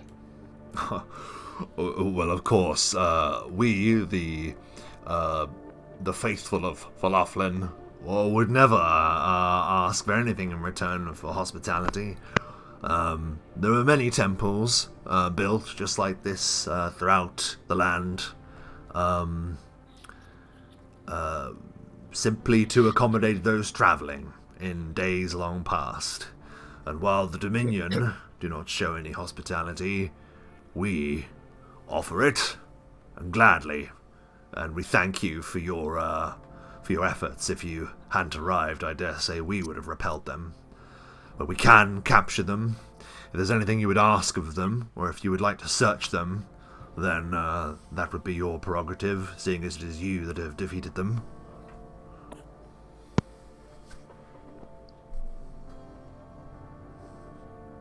I guess searching them in case they've got any orders or perhaps similar maps to the movements of any other nearby troops. You can give me a search check, but you definitely will find something, because you can just take as long as you want, really, at this fortified location. But give me a search check as well, just in case you find anything extra. Pop. 27. 27. Oh, wow. Okay, well, we'll go with Pop. You're able to do a complete search and find everything there is to find, along with, of course, their weapons. There are... Let's see. Among the just normal military weapons, there is a masterwork bastard sword that might be worth something. Among them, there is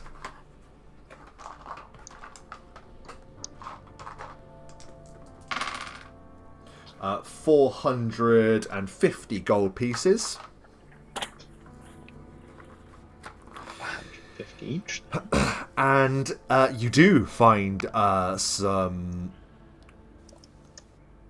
you don't find orders, but you find an unfinished letter written upon some damaged parchment. An unfinished letter home to a waiting family from one of the soldiers. And this family is receiving word from this soldier who says that he'll be home much sooner than ever. Interesting. There is also a hastily scribbled map that details a location beyond this point, nestled in some cliffs and an outcropping.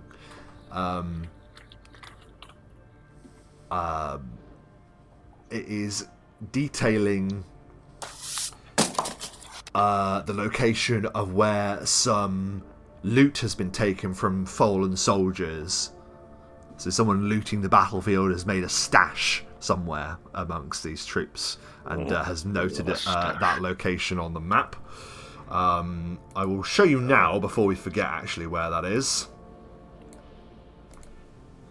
So yeah, this has been taken from them. If you were zoom into where the temple ruin is, you will see that there is a location here. Yep. There does seem to be a small sort of cave type area. Yeah. Yes. So around there is marked where there's like a loot stash from the fallen, effectively. Ooh. Well, that certainly looks like it's not entirely out of our way. Other than that, they just have your standard armor that they bear: spears, short swords, crossbows. If you were to use such things, you would receive ammunition from them. The morning stars of the bugbears, of course. Oh, of course, the gold for the bugbears as well, the mercenaries. A further 500 gold pieces from the bugbear mercenaries. If you would divide that among yourselves as well. 166.66667. So let's just take 166 and give the 0.666 to charity. The Church of Fharlanghn, while we don't ask for anything, we can offer it to the next traveller. It is a tradition among our kind that you can leave supply or food or anything that might be useful to other travellers that may stumble across this place.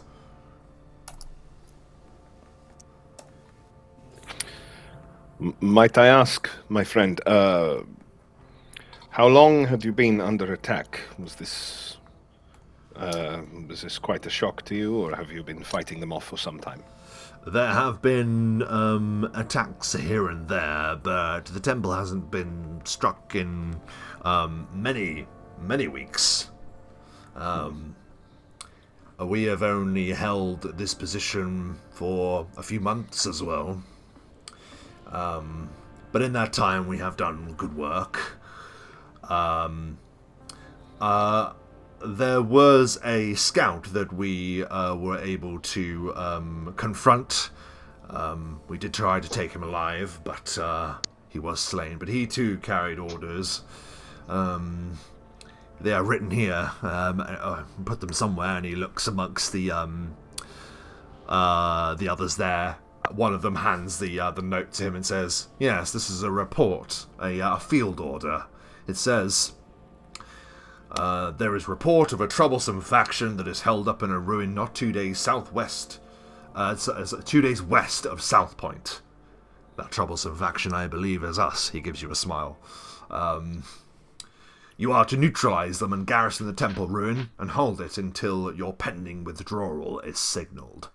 Failure means to incite the wrath of Chapter General Maxim." Chapter General Maxim. So they were to hold this position until they were relieved or asked to withdraw. And that's the spelling. Brilliant. That's the third piece of evidence that suggests the Dominion are vacating. The war has been a toil upon all. Even the tyranny of the Dominion must have an end, surely. Curious they'd make 2 attacks in such numbers during a withdrawal. Yes. But why withdraw with such firepower on their side? Only firepower at sea.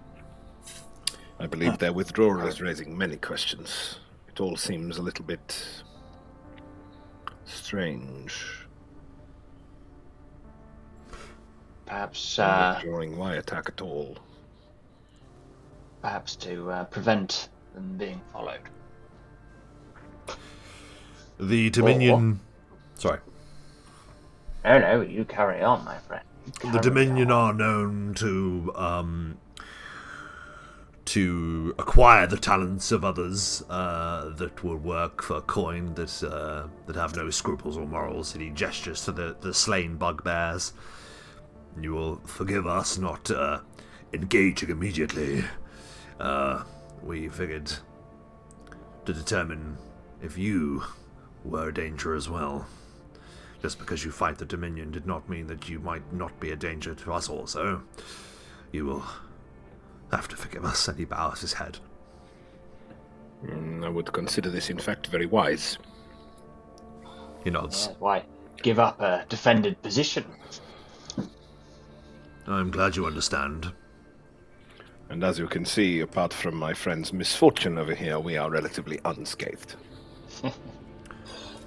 Yes, the pride of our guys will return soon. I believe that your horse's pride has not been tarnished at all, my friend. He held strong against many forces. I have not seen a horse able to do this before. But he hasn't normally, shall we say, hit me before. It's okay, I forgive you. My friend, we have all had embarrassing moments in battle. I believe some jerky for you. Your horse is earning his mane, I would say. Yeah, I guys. just maybe stop feeding the horse meat. Oh, what are you kidding, little pop? Our guys enjoys it, don't you? Guys' tail is swishing like horses tend to swish their tails when they're either playful or mischievous in some way, or a little bit wired, as guys I imagine to be. Such is the level of protein in his diet.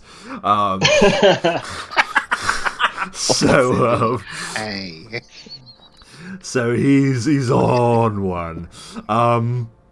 But the old journey. Well, you know what, guys? You can actually give me a religion check to see if there's anything else that your knowledge might offer. If you have a knowledge religion at all, or you can give me just a basic intelligence to get general information. 9. Oh, 20 on a basic. Very nice. Yeah, so you know that the Church of Fharlanghn, they each have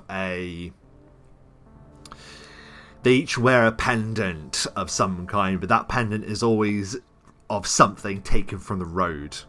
So all of these people appear to have like a pendant of some kind, but each have like a different trinket from everywhere you can imagine. And Journey, my gods, the man that is talking to you, appears to have like a tinderbox that is like around his neck, and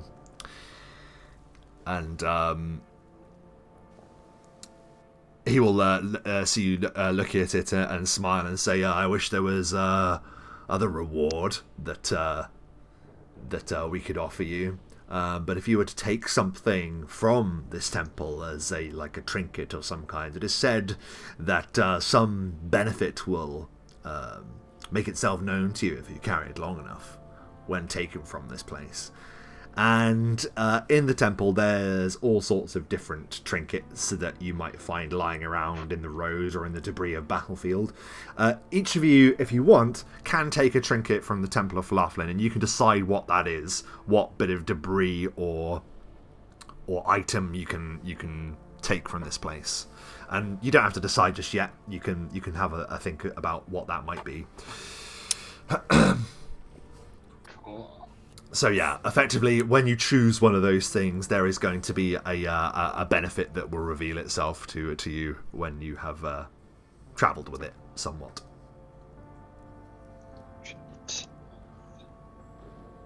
Road. You can just call it Fharlanghn's Can't spell that. Fharlanghn's focus, because it's a cleric's focus, isn't it? So Don't ask him to spell yeah, it. I'm not even trying to spell it, to be honest. It's spelled Fharlanghn. Yeah, it's spelt really strangely. He will smile and say, "But of course, of course, we would offer you shelter, and such is many of these temples that lay across the land of Main Realm.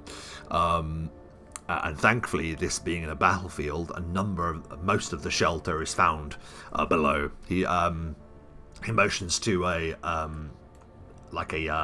vault door that you can see there, and he would say, "So there are quarters here that you will be able to enjoy if you were ever to retreat here, and these quarters are very secure beneath the ground." So what he's trying to tell you is, out of game, when you rest in a secure location, our house rule is that you have double of the health returned to you when you rest, rather than just your hit die. It's your level. Your level. It is double your level when you rest in a place like this, because it's secure and bunkered and the like. Nice. Fantastic. Beautiful. Because of your hospitality, Journey, I pray that you don't stop believing. You can give me a sense motive on that, Pop. There's a group cringe upon the battlefield. Pop casts cringe. Everyone is shaken. 27. You note that the joke lands really badly, and there's a genuine sense of unease and dislike from that. You can see among these individuals that belief is what has really kept them in the field. So to seem as if you're making light of that in some way is that, that isn't appreciated at all from them, to be honest. Oh dear. I've got some see yourself out. notes to read. I'm just I'll call you an Uber. Yeah. You can't, and it's almost like you're like this. There's almost like an air of distaste, or like I say, unfriendliness that sort of is there for a moment. It does make you feel a little weird actually, Pop. But my God will say that we are all tired from a hard day's defense, and you most of all. if there's anything further you would ask before you rest and continue your journey, then please make it known now.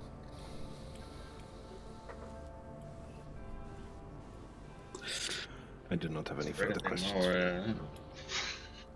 Unless you're aware of any obstructions on the way to South Point. There is talk of great beasts that roam the Rushfront, my God will say, that grow rabid and insatiable upon feasting upon the fallen. Rabid? Like a tiger? It's rabid! Like a tiger, but also far greater and far vicious, far more vicious. There are many magical creatures in this land, as you know, but they also are affected by the vast scale of this war and how it's impacted the land. Just because you know of a creature's standard behaviour, if you were to encounter them in the wild, do expect it to be far different when engaging with wild animals and beasts in the Rushfront, I can tell you. Okay. Be on your guard, but of course, now it is time for you to rest. We will, whilst you rest, see if we can determine anything further from those the forces of the Dominion, and we will have to decide what to do with them. We are not akin to putting defenseless prisoners to the sword, but for them to betray our location is something that we must think on deeply.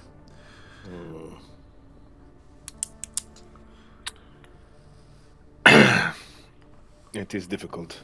It is a hard decision to make. However, I will only say, I believe that your location is not... it is not secure after this battle, as some of their men already escaped. Those over on the ridge. You speak true. Very true. There may be This more. may, in some way,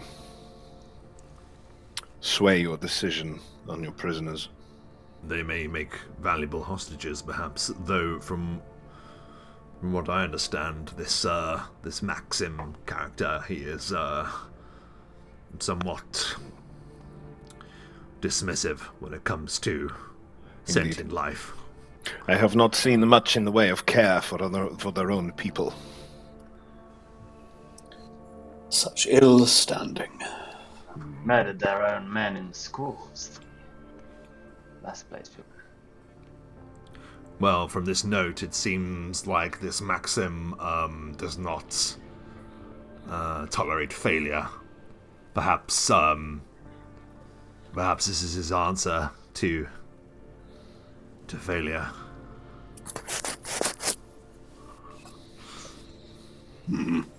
We will see what we can learn. For now, rest. Yes. Yes. It's your decision at the end of the day, Journey. Any way you want it. You have done it again. Pop.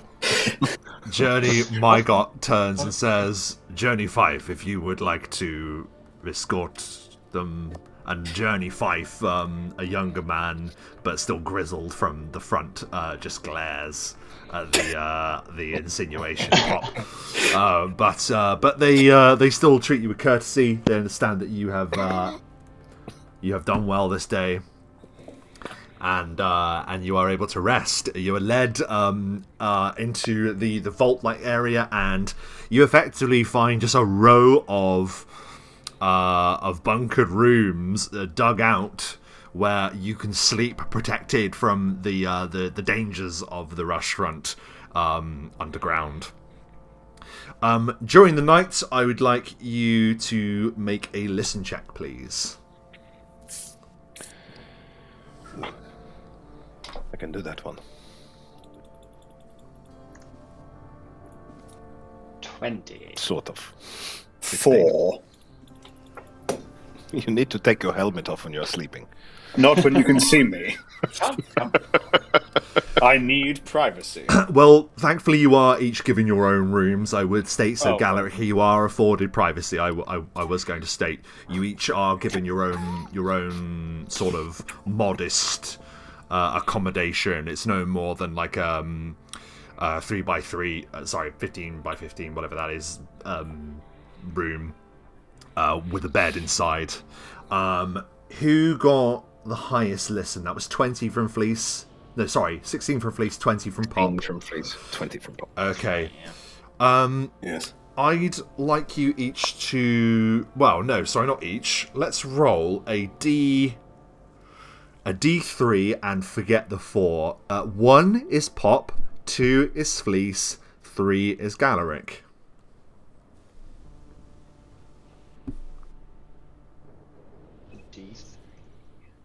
Yeah, Sorry, sorry, one of you should. Yeah, please, if you wouldn't mind, so it's public. 3.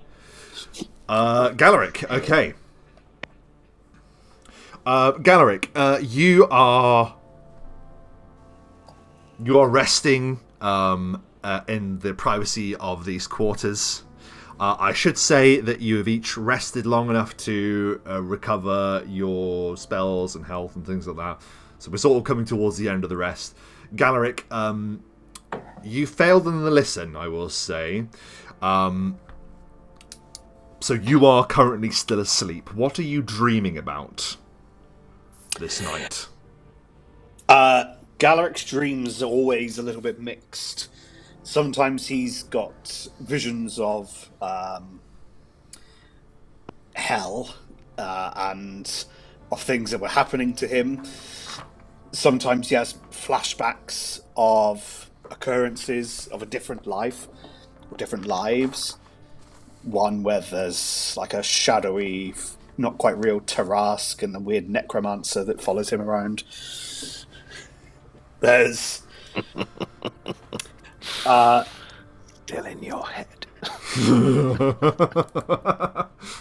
But at this point, Rent everything is free. still... Oh, yes. Everything's still a blur. It's a constant motion of things he knows has happened, but can't fully remember. It's a different life behind him, but it's all moving quite rapidly. And as these images swirl more rapid than ever, it feels like for a second there is a figure from your past that reaches out and touches you upon the shoulder. You can't really make out a face, but there's this sort of familiar feeling as if you are being bolstered and emboldened, given some form of courage or other. And then, strangely, you feel like that courage is false. It feels like that courage that you're being given is actually power being drained from you. Please make a fortitude saving throw. It's not a poison, is it? No. Let's check. A nice bonus to poisons. 15. You are able to resist, and you suddenly open your eyes. What the?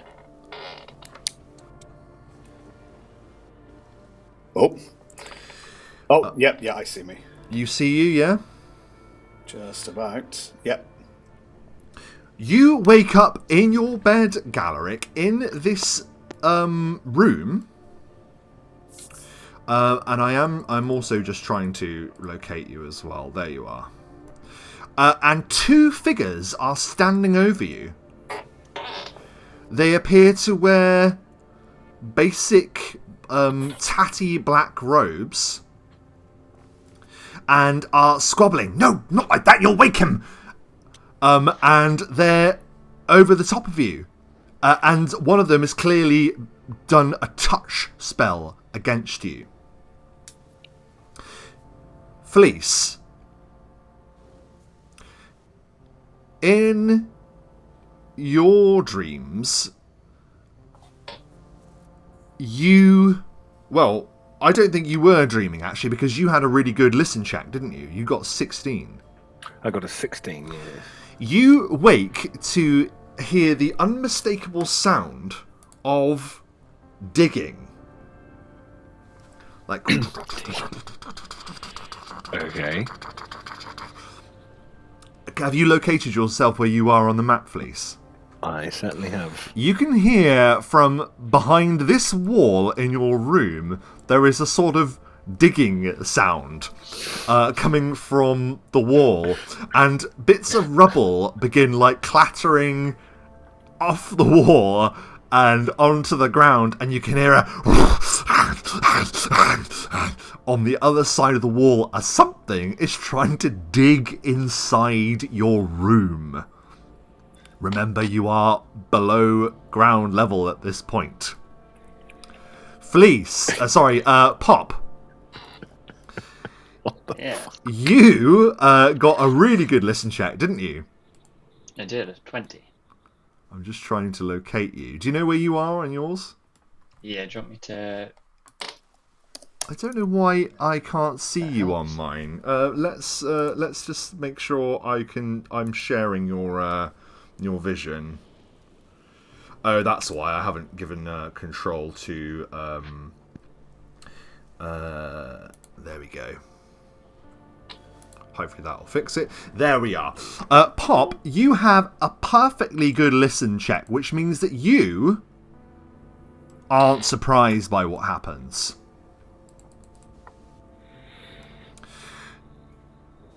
You wake up as the wall next to your bed rolls away. It rolls away. To reveal a door, like an Indiana Jones trap wall rolls away. Brilliant. And the door opens. That's funny, I was thinking about looking for doors. The door opens. And there, silhouetted in the light that beams through from your room, there is a man. In his one hand, he has a trident. In the other, there is a net. And he says, "Get in the bag, gnome. Roll initiative." Everyone. Get in the bag.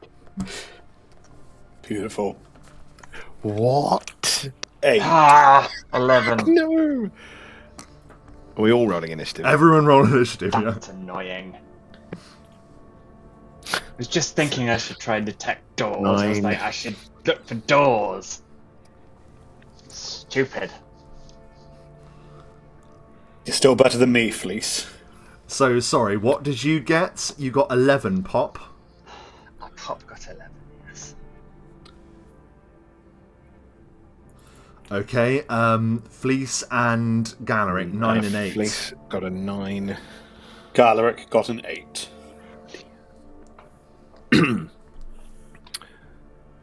As I heard that sound, Rob, do I have the chance to stand and ready? You can stand, and you may grab one thing. So I don't know if you I don't think you wear armor, do you? Do you? He wears very light armor. I think that he doesn't know the place, so he maybe would have taken off his cloak and his boots. If you can sleep in your armor, then that's fine. You can be wearing it. However, Yeah, if you cannot sleep in your armor, you will not be wearing it. I know. So it's super light ice, which feels very comfortable against his skin. It's almost like a warm blanket for most people. He finds it very cozy, actually. He would have taken off his boots, and that is all.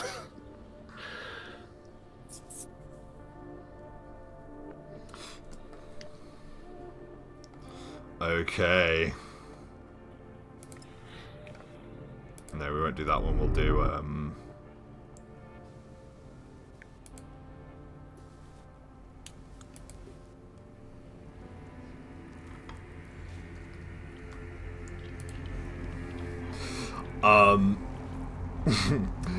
Flis will go to you because it isn't your turn. It's the turn of the thing that is trying to burrow through the wall next to you. You see rubble and scratches like knocking dust and debris from that part of the wall there.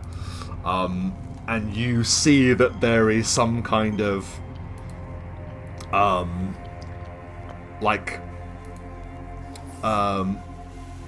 wall that's been replaced here, and now it's being dug away by some creature. You can give me a spot check. I know it's not your turn, but just for flavour.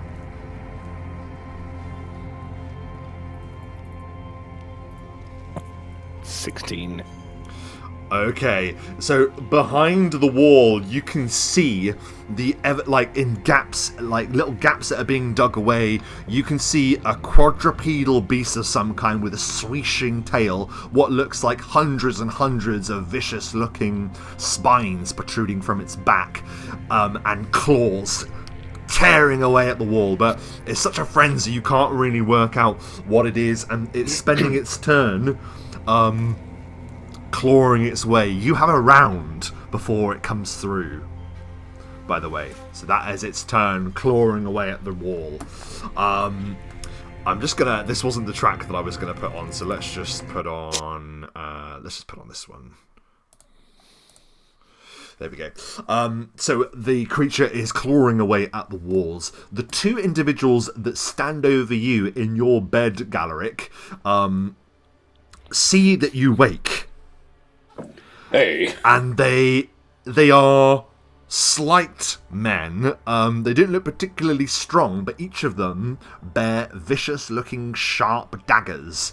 And both of them are immediately see you awake, panic, and they go to strike at you. You are prone in your bed and you are not wearing armour. So they get a +4 to their attack. What is your armour class? 12. You prevent one from stabbing you, the other is successful. Oh, he's had a bad day. Leave him alone. The one that goes through is for 3 points of piercing damage. The other one, you manage, like, in your immediate reaction, manage to turn his arm aside or whatever. Look at him! One of them says, just shut up and kill him! That's their turn. The man with the trident pop is going to take a step into the room, but when he does, he's going to hurl his net at you. What is your touch armor class, please, Pop?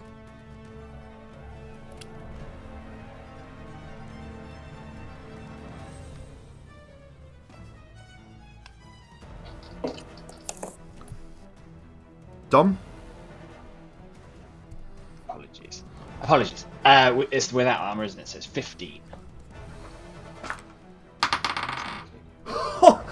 So it meets it, so you just manage to get out of the way of the net, Pop, as it is thrown at you. How do you, in this second, manage to evade that? I think Pop's still in the bed. And he just throws the blanket up and it just like clatters with the net. Amazing. There's the sound of something falling over and smashing as this man comes into the room. That was his attack to try and net you. He fails. He's moved. That's all he's going to do. Pop, it's your turn. Pop is going to say, oh, no, I don't think so. And he's going to cast Colour... No, he's not. He's going to cast Blinding Colour Surge. Okay, Blinding Colour Surge. Wow. So he... I suspect he could probably take an attack of opportunity if he wants, because he's threatening me. Oh, yes, he certainly will take the attack of opportunity. Armor class? If I'm in bed, it's 15. You will have had time to stand because you heard, so you weren't surprised, so you'll just be normal. That's fine. Including armor? Oh, if you can sleep in your armor, then yes. If not, then no. No, 15. Swings the trident at you, misses. That chaos of you throwing the blanket into the air, like he gets the trident prongs get caught on it, and he stabs, and it clangs into the wall next to you. And as the blanket drops, creepy. He must make a will save or be blinded for a round. That is quite a good roll. What's the save? You get 17. Oh, very close. It's 18. So he doesn't save, so he is blinded for a round. Ouch.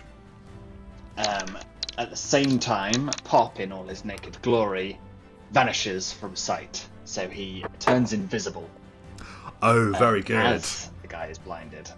So when he gets his eyesight back next turn, Pop will have vanished. And then can I move silently to the other side of the room? Yes, you can absolutely do that. You can make a move silently check, please. 26. To your mind, you are perfectly obscured. He's blinded, and you vanish. And as you rush to that corner of the room, you hear him say, "Cursed! I heard the gnomes were cursed in Slaughter's name." As he's like clawing at his eyes, desperately trying to retain his vision, but is unable to. Is that your turn, Pop? That's my turn. Flis, you can hear the something horrifying is about to explode through that wall in the next round. So what do you do? I'm going to try this door. You try the door. Opening a door is a movement. That's what we've already done it as. As you do go to do that, the door, heavy and metal, does not open. Heavy and metal. Yes. Okay.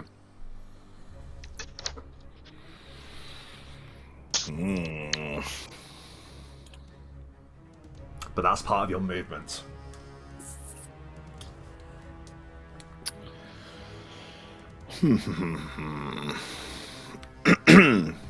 I assume it's going to head up and attack me. So in which case, I'm just going to have done a movement. In which case, I can ready an attack. Yeah, you can ready an attack. That's absolutely fine because that's your action. I'll just ready an attack for when something occupies that square right in front of me, and that will be my turn. Very good. Okay.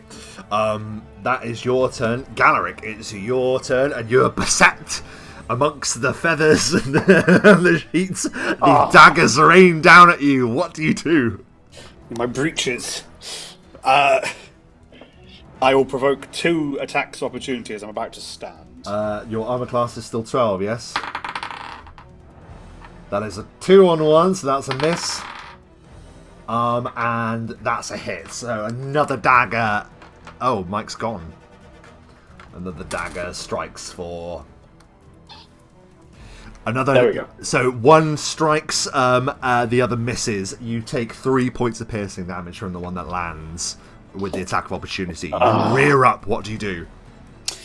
As I stand, I pick up my glaive. Okay. And although my shield is animated, it would still be a move action to equip, so I will do that next round. I still have some movement, so it's half your movement to stand, isn't it? It is half your movement to stand, yep. Oh, I can move more than that because I'm not in my armour. 10. I'll move into this corner then. And this chap here, I will point with my glaive and say, "You are a fool to attack me in my breeches."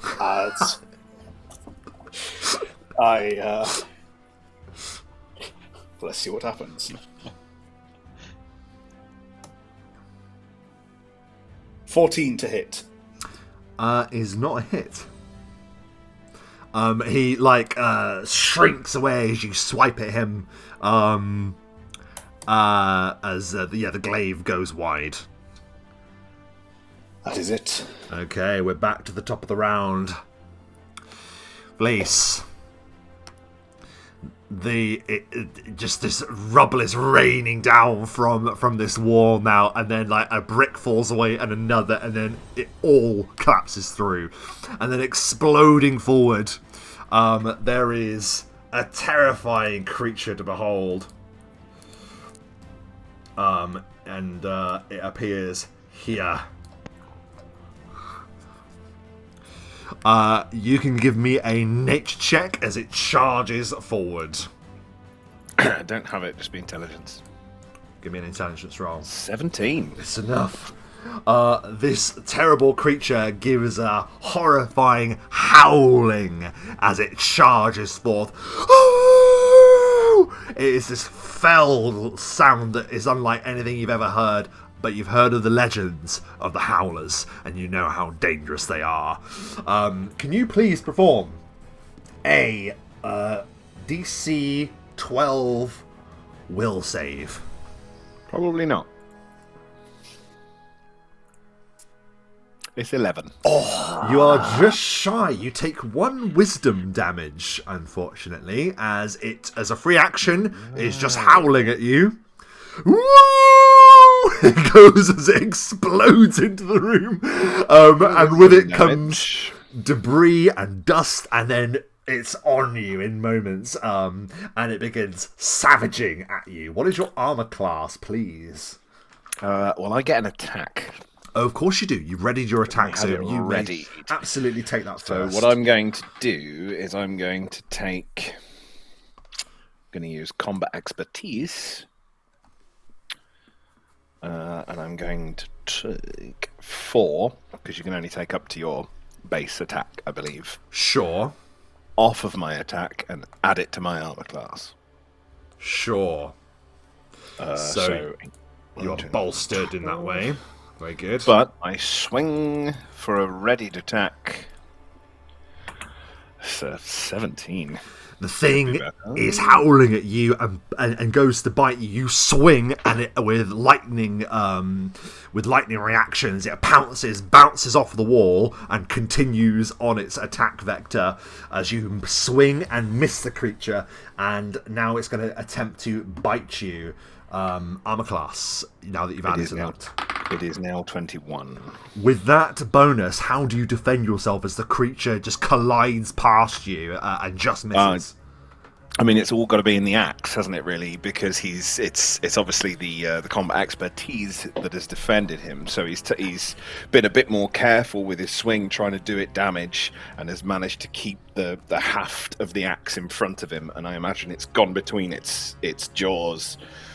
And he's kind of wrestled with it and pushed it away again, ready to follow up with another attack on his turn. Very good. So that was the Howler's turn. We cut back into the chamber with Galerick Doom-driven. The knives continue to fall at you. This one is going to throw himself at you to this square. This one will close. They both... just throw their might into... Actually, no. You know what? One of them is going to attempt a touch attack against you. The first one's going to try and touch you. What's your touch armor class? 11.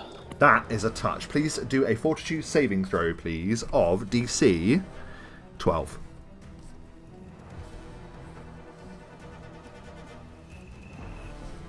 Oh, just... You feel like some sapping, horrid force. The force you felt from your dream is trying to fatigue you in some way. But you are able to resist that touch. Then a dagger comes in from the other guy. It swings hard. But how do you defend yourself as he rolls a 3?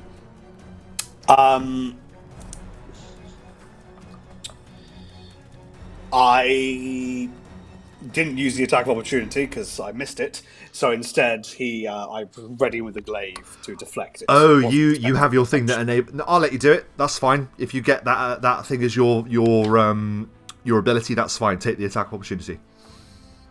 So the one that would have been further away. Oh, you mean because he was doing a spell? No, because he stepped through my threat range. Cool. I was going to say it's a touch spell. You wouldn't get it. Cool. Yeah, that's fine. It wasn't a 5-foot step. It was 10. That's a threat, because I've got a keen glaive. Oh, wow. So he steps into that threat, and he might pay for it. 18? That is certainly a critical hit. Roll me a D100. 97.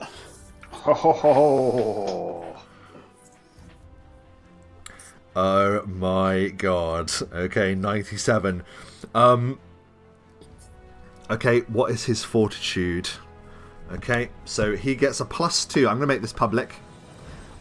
This guy gets a +2 to his fortitude. So roll 1d20 +2. Just so you know, he has to make a DC 20 fortitude save for a 97. Okay. That wasn't a roll. Where did I go wrong there? Roll 1d20. Oh, you'll need to enable. I think you can choose GM or GM private. One of you roll for me then, just so to save me time. Just roll a d20 and add 2 to it. Matt, do you want to do that?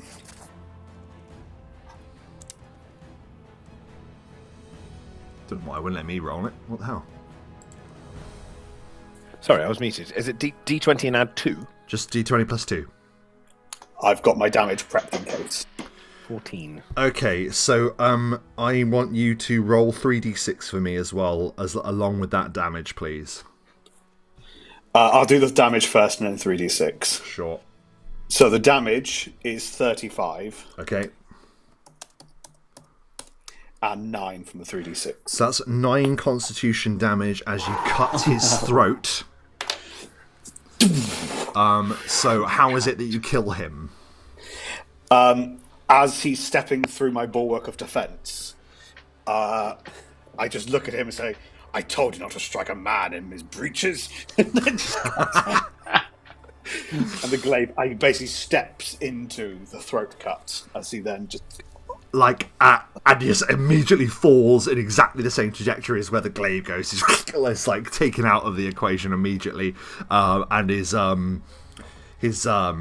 friend looks down at his body and says, "Yes, in Slaughter's name."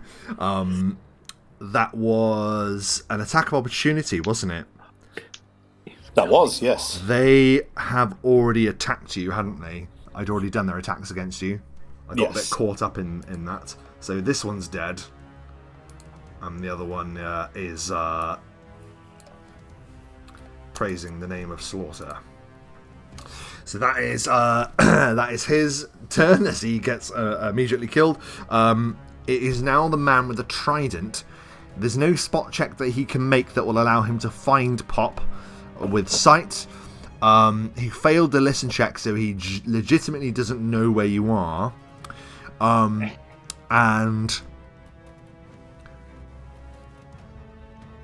I think he will think that you've somehow got behind him. So he is going to go, because he hasn't seen the door open. So he is going to go here. And he's going to close the door. Shit. And you hear a tank. That will be his turn. Pop, it's your turn. That didn't quite go to plan.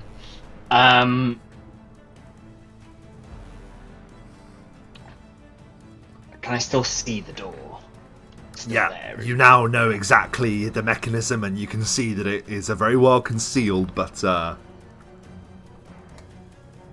very what much I a door. can do is, because I have long spoon thieves tools, oh, can I open the door from a distance? yeah, of course you can. Now, what is the range 5 of? feet away. Oh yeah, yeah, you can do it from there. I think it's 5 feet. It's, Mhm. Yeah, it's at least 5 feet. Is it locked?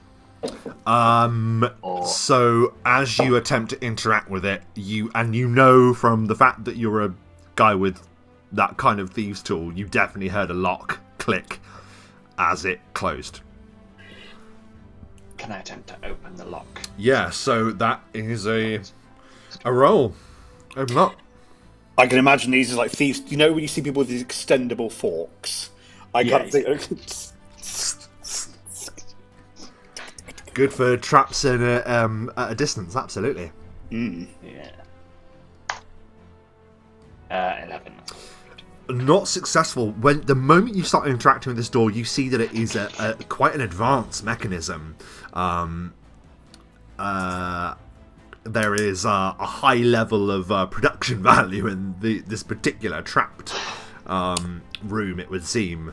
You aren't able to open the door, unfortunately, with that roll. And that's a is that a action or it's not a movement, is it?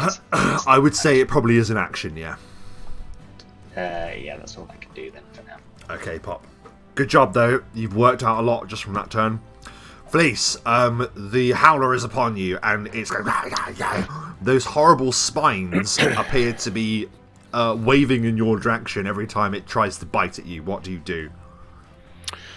Well, I think... What is it large? It is a large creature, correct. Shit. So if I was to try and trip it, it would get a +4 for being large. It would also get another +4 for having 4 legs. Yep, one for each leg.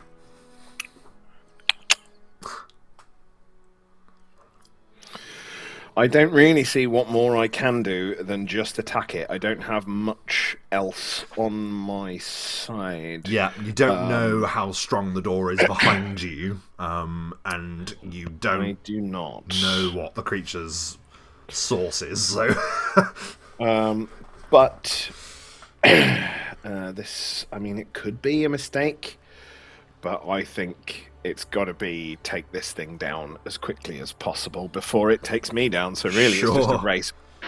Points are going to hit 0 first.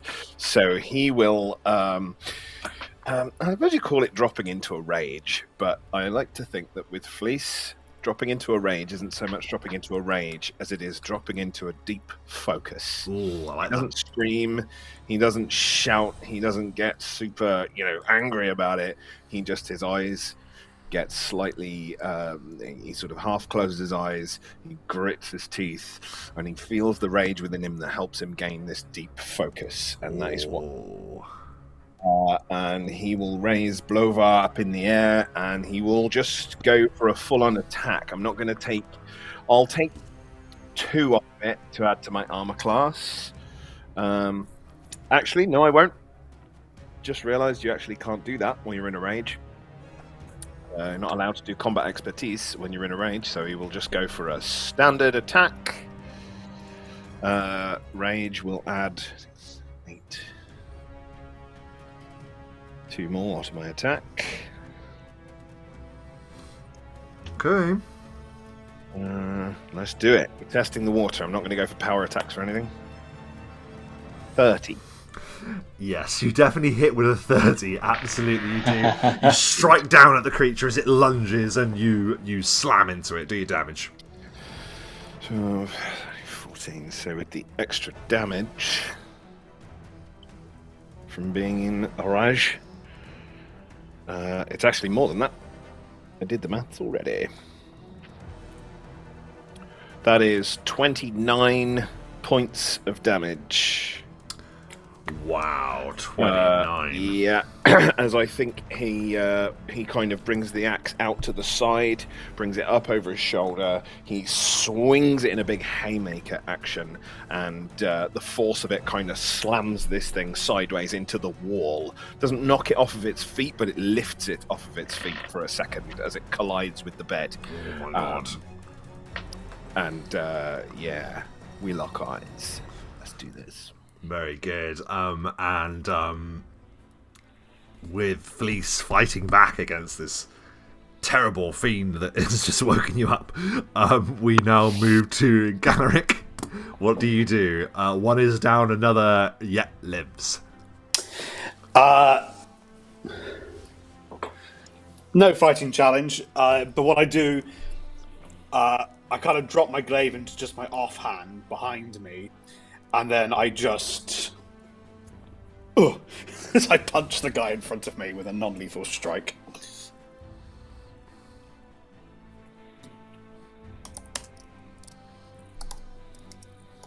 For 24 to hit. 24 hits.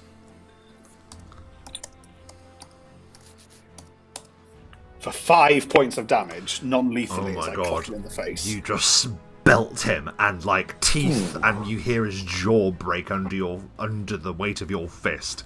As you slam into him, and then his head smacks against the wall like he's barely standing as you've just clocked him one like that. But not down. Anything else on your turn? That's it. Okay, very good. We're back to the top of the round. The Howler is sort of like, as you said, Flis, you've locked eyes with it. It's prowling, desperate to make its striker. You watch as blood is like pouring from the side of its neck where you struck it last, and it gives another brutal howl before it lunges forward once again. Armor class. It's gonna struggle to miss me now.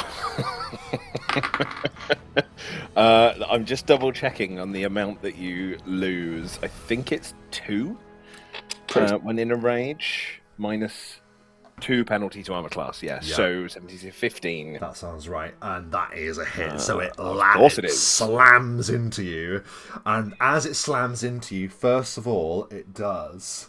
Thankfully, I have a tiny amount more HP.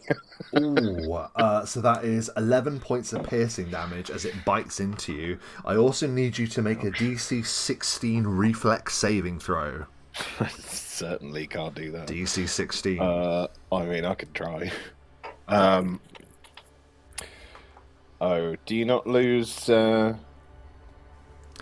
don't think you lose dexterity or reflex when you're raging. I don't think, no. That's fine. No, you don't. Okay, so that's fine. My reflex is as it was, thankfully, because it's only +2. You can do it. You're going to need to do it. 21. Oh my god. This thing bites into you, and as it bites into you, like many wild creatures that you fought in the mountains, whatever, it grabs and then shakes away. This thing grabs and it immediately bristles.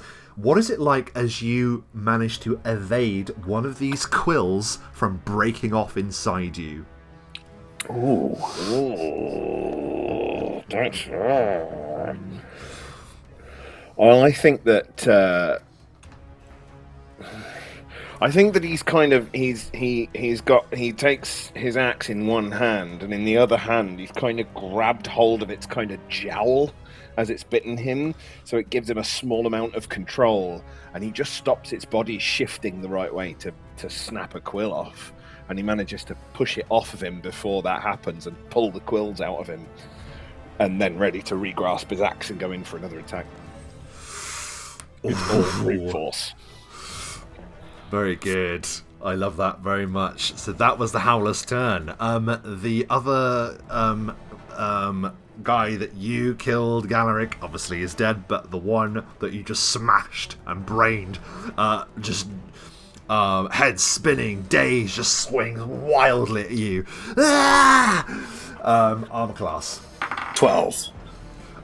There's sparks fly as you turn the blade aside, and it scrapes across the wall next to you. Pop, can you give me a spot check, please? I can.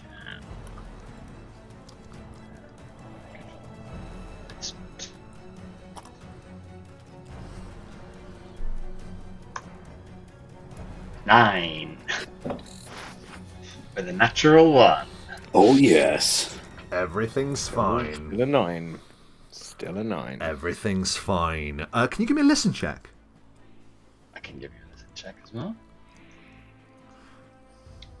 16. You hear a glug, glug, glug, glug, glug, glug. And that's what draws your attention to the oil that begins seeping beneath the door that's just locked that you're trying to open. Oh dear. Oil begins to pour in a thin sheet under the door. That's what you see happen on his turn. Pop, it's your turn. Well,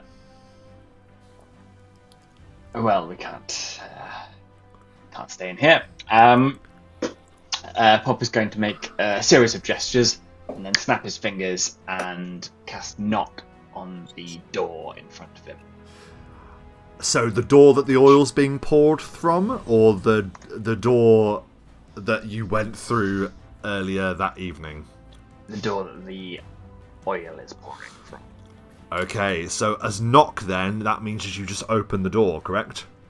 Yes. Okay, so rather unlocks the door, or does it open the door? Believe opens, stuck, barred, locked, held door. Very good. Ka-dunk, it opens, and there it is. There we go. And it barges into the guy who's currently over, like bending over, trying to like feed oil under the door with a flask. And in horror, looks at you and goes, "Oh no, you're invisible, aren't you? Still invisible. You're invisible." Yeah. So he goes, "What?" And you can see that he's fumbling with a key in his other hand, and he is completely like doesn't know what's happening. He doesn't know where you've gone. He's tried to lock this door, and it's opened again. He's poured oil on the ground. It's just absolute chaos. He doesn't know what to do, and he's so baffled. Yeah, but obviously, is there anything else you can do with your turn? Can I try and sneak past him? Well, you've still got your movement, so you can absolutely do that. Yeah. You've already done a move silently. I'm afraid I will have to ask you to do another one, because passing him will mean moving through the oil strewn in front of him to get through that narrow passageway. I'm allowing that because of your type. You're small, so you'll be able to pass through him without noticing, but it was going to be a hard stealth check. 19. DC was 18. You just managed to slip through. What is it like, Pop, as you manage to pass him? And you can use your movement, standard movement, to move past him. So Pop like tiptoes like around the like dry bits of the oil, and then flattens himself to the wall, and like crab walks. Incredible. So you you do so. And you emerge, Pop, onto a corridor that runs adjacent to the back wall of your sleeping accommodations. It is lit with a ghastly red gleam. The walls are lined with cages. There are tables filled with torture instruments and savage daggers and serrated saws. You see at the far end of the corridor there are two figures that are seemingly like chatting and laughing to each other with mirth about the predicament that is befalling you, seemingly.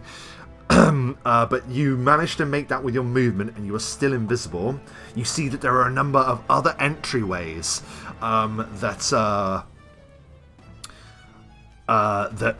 that obviously lead to other rooms. Like you can probably see on the map, there's one here, for example. There's one up here as well.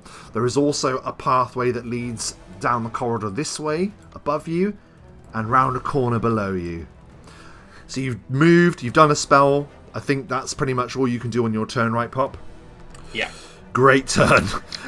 Flis, what do you do? The Howler is like, it's looking at you maniacally with these orange horrid eyes. Lovely. Well, I'll just go for another attack. Full on with the rage. I'm gonna do. We'll do a 2-point power attack. Might as well. Yep, you swing. Essentially, half we're just and roll it taking off the rage, trying to add it on for damage. Big swing. 27. It leaps, and 27 is a hit. You strike it as Lovely. it's midair. I rather wish I'd taken more off of the power attack now. Oh no, I'm so sorry. 1 second, I've lost my... Oh, my character sheet's decided to bloody close itself. Why did you do this? Why did you do this to me? Why? And it's open. There we go. It leads me Sorry, to prolong the description. It leaps into the air, its jaws wide, its barbs and quills bristling. 15 and then 4 times 2, so it was 8. 15, 16, 9.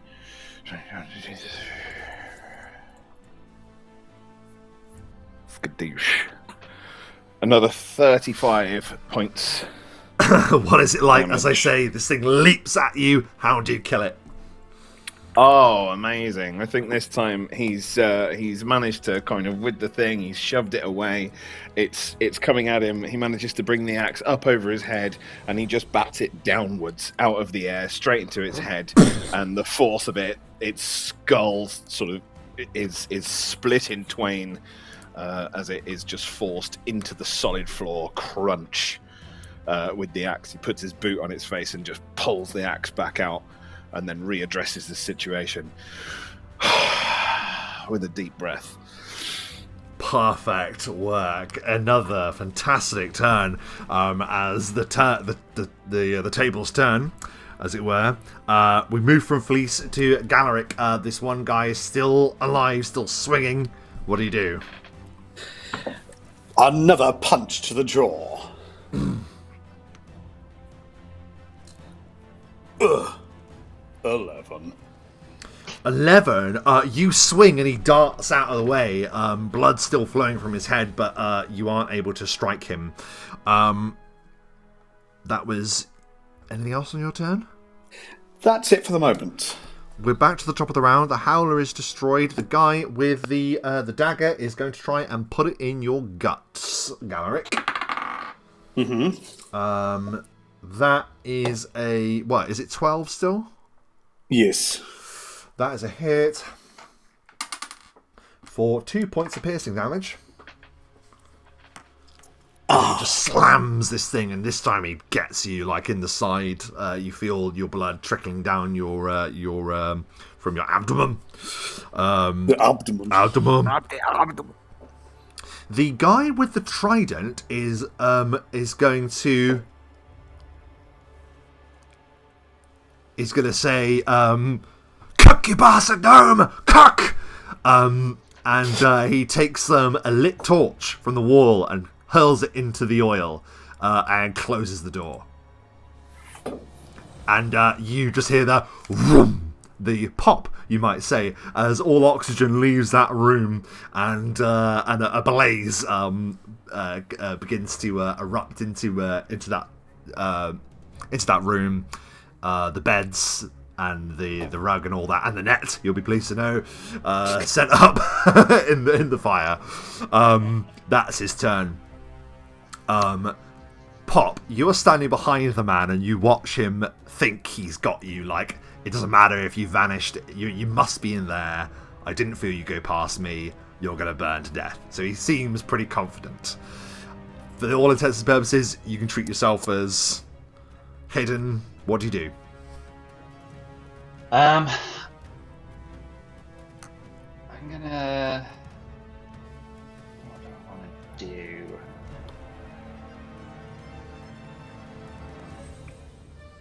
I'm going to go around the corner here. Yep, you move around the corner. Still see him. And I'm going to cast Sleep on him. Very good. Okay, so Sleep is a hit die thing, correct? Yeah, so if he's got 4 hit die, because there's no one else within 10 feet of him, so it's just attacking him.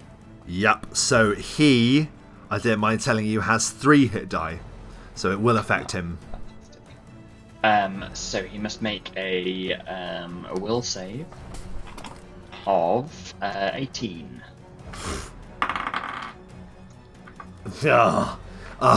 He's like cook gnome, and he's like joyfully like exulting in your death. He goes, "Yes, he is beaten. I'll look upon his cindered corpse and."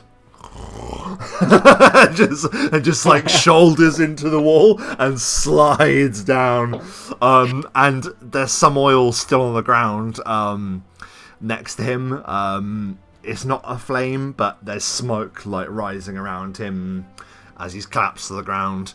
The two that are laughing at the bottom of the corridor stop and sort of like look up the corridor. Cool. I am visible again, but around. Still can't see. Very good. So you appear out of that vanishment, but yeah, they don't know you're there. Very good. You've done your movement spell. I'm guessing that's everything, right, Pop? That's everything. Flis, the battle is done. We're still in initiative order because we still have a fight happening elsewhere, so you can do an assessment of the room, the door, or the entryway. What do you want to do? I mean, I pretty much think he can see that there's a fair area behind where this thing has come from. And as he's been locked in, he's pretty sure that they're all under attack. Like, that makes just something bad is happening. This is obviously a ploy. So he's going to make his way 1, 2, 3, 4, 5, 6, 7, 8 to the wall. Apparently he's going to run straight into his bedroom wall. He's going to go to here. Flis, as you run in, you note that you're running into a complex network of caves. There is a foul stench, and the ground that you're walking upon is going down a rapid decline. You feel like you're almost entering another area of this place. Obviously, you didn't know that there was an underground network of caves when you came to sleep in here. So this is another hidden thing behind one of those walls. Okay, I think that he's... So do that move. He'll see that it's a whole network of tunnels. He doesn't want to go exploring a network of tunnels, so as he isn't doing anything else, just do a double movement and go back to exactly where he was, ready to attempt to break that damn door. Very next good. Round. Very good indeed. Yeah. Okay, you move back to the door. Good to do some with more information. Yeah, exactly. That's perfect. That's a great thing to do. So with Flis doing that, we move back to Galerick. This man is like blood drunk. He's like swaying, like, come on. Galerick looks at him and then says, "I'm sorry, I wanted you to live. I had questions for you, but I fear my friends are in danger, and as such, you must die." As he uses a fighting challenge and attacks him, provoking attack opportunity as he does move out of his threat range. Very good. Right, he'll certainly take it. Armor class? 12. That's a miss. He swings wild and wide. And then Galerick will swing the glaive. 19. Crunch! You find your mark. Oh, it's plus that, because I did one of them. 11 points of damage. So with the non-lethal that he's already taken, guess what? It doesn't matter. You immediately kill him. How do you do so? It's just like puncturing his chest. There's no drama there. It's just straight in, done, and then Galerick will hunt for his shield. The man collapses to the ground, and as we do that, the clattering to the ground definitely makes a noise. Pop, can you give me a listen check, please? I can.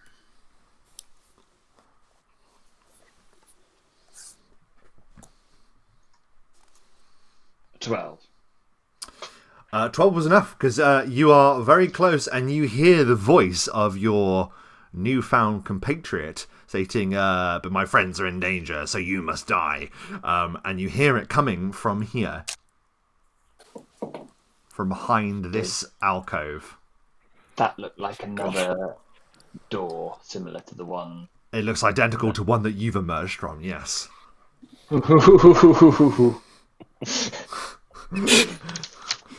However, as you look over, you are still very aware, Pop, that there are two of those robed individuals at the end of the corridor. Is it my turn? Well, we're out of initiative now because there are no ongoing battles, and the only people that are around don't actually know that you are alive. So They know, however, that something's happened with this guy, so we'll likely be investigating him. So we'll go with you, Pop, because initiative still states that you'd be at the top. What is your immediate action upon hearing Galerick's voice behind that entryway there?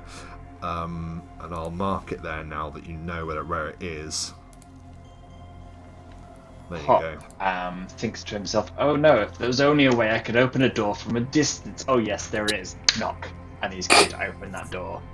The door opens. Boing! And Galerick, this is the first time you've known there to be. You just realise that there's two guys in here with you. You see that the wall rolls back, and this ghastly red light sort of like plunges into your sleeping chambers. And just around the corner, you see a gnome. Well, you probably maybe you wouldn't see him. I don't know. You would see pop the flash of something behind the door. Glaive pointing, shield in hand. You just see this.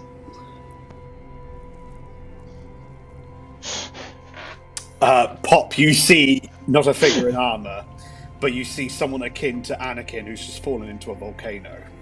Every part of Galerick's skin is just charred, red, burnt.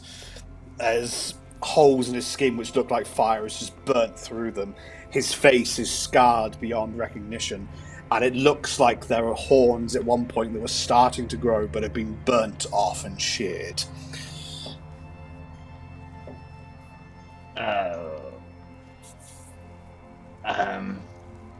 Kill it. No. Kill it. Would I recognise it as Galerick? You've never seen Galerick out of his armour and helm.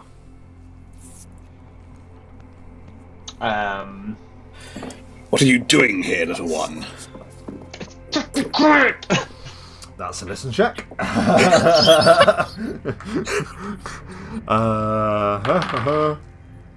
Thankfully, neither rolled above a 10. Because that was just a normal voice. You just went, "What are you doing here?" Like, quite easy, but somehow they don't hear it. But you do, Pop. Well, you can both give me a listen check. Also, DC 10. 15. Yeah. Oh, 21. Oh, very good. You both hear the sound of footsteps approaching. Pop, you know these to be the two that are coming to investigate the fallen asleep man. As we learn this, we're going to cut back to Flis. We'll have a few moments with you. You have returned back to the door, Flis. As I mentioned, a metal door, solid. I mean, he's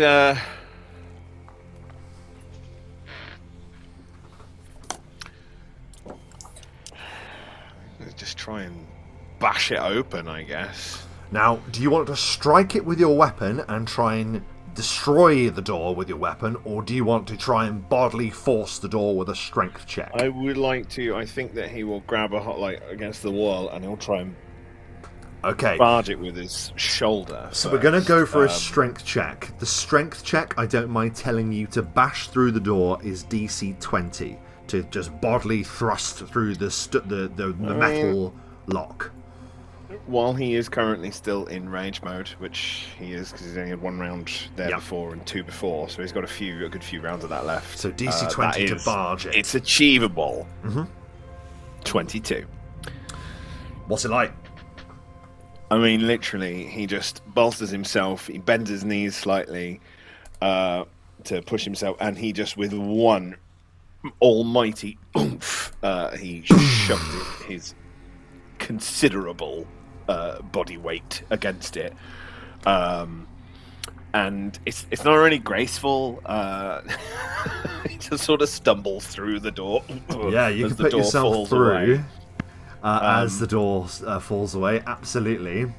And you will see that you are sort of in a corridor that shoots off from another long corridor. Okay. I think at this point he will drop out of rage. We're not still in combat, though, are we? No, you're not in combat at the moment. No, and the fatigue from rage only really lasts until the end of combat, so he has a moment. I think that he will he'll gather himself. So he'll bash through the door, he'll realise that no, big battle is going on. He can't hear screams and cries or anything, it's nothing too dramatic, so he'll shoulder his axe for a second. He'll look down at the floor, and he'll just take a deep breath and just sort of centre himself. That's kind of how I imagine the getting over the rage fatigue is post-combat. And then he will continue on his way and go basically looking for his friends. But he is in no way sneaky, so he's just going to stomp around and search Sure. for his friends. He's not at all sneaky, so he just goes looking around the corners. Yeah, you can use your movement then. So you did your action for the door, use your movement. You step out into this wide corridor that has a number of other corridors that are similar to the one that you've just come out of. You know that when you went to bed, that Galerick and Pop went into the two doors directly opposite you. So one directly ahead and the one down and ahead. So this one and this one. I know that. You remember going to bed 100%. But you can also give me a spot check. It's going to be quite a difficult one, but you can give me a spot check. He's passing through. He can get across to there, but he will definitely give us a spot check. Have a wee spot as he goes down the corridor. Right. 11. You don't notice anything unusual other than the bizarre situation you find yourself in.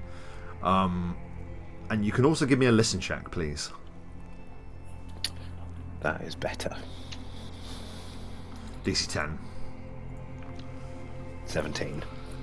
Yep, you hear the voice of a familiar voice. You hear Galerick, and this is the point where you're overhearing what Galerick was saying to the conversation Pop. they just had. So you click back into it, so it's sort of lined up. Pop, what are you doing? But that doesn't sound like it's coming from behind the door in front of me, does it? It sounds further down the... No, Galerick. It sounds like Galerick is directly ahead of you, given that listen check. Oh, directly ahead. Okay, fair enough. But we'll stick to these turns for now, because of course there is still threat here. Pop, it's your go. What are you... I'm sorry. That's Flis. It would actually be Galerick next, and then we go back to Pop. Flis, Galerick, Pop, Flis, Galerick. So Galerick, what are you doing right now? Seeing Pop's panic at me making noise. I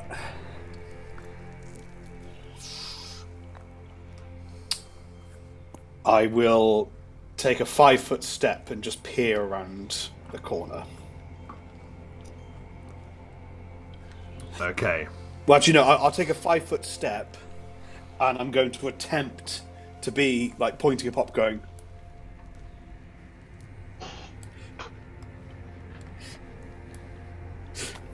trying to suggestion, what's going on? But I'm also aware I'm by no means, even without my armor on, I'm not a stealthy chap. So I'm just going to pretty much stay where I am and just be like... Yep. Both you and Pop can do another listen check.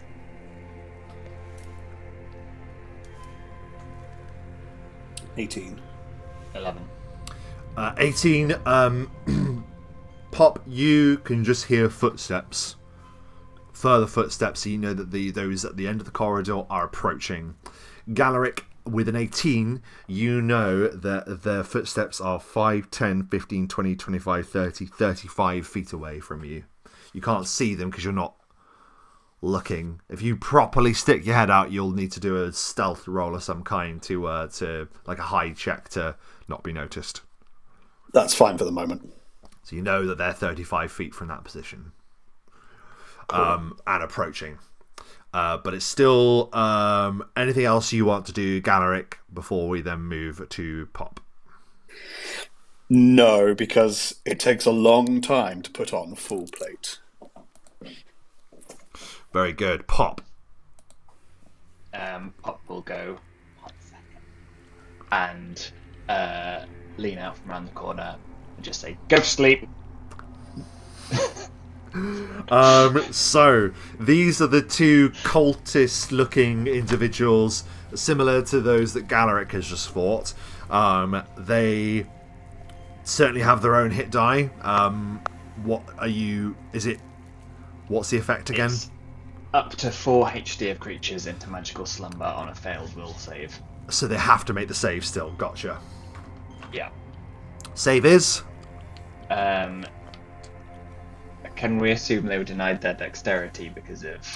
They don't know that they're being struck. They're being struck from you from a hidden advantage position, so that's fine.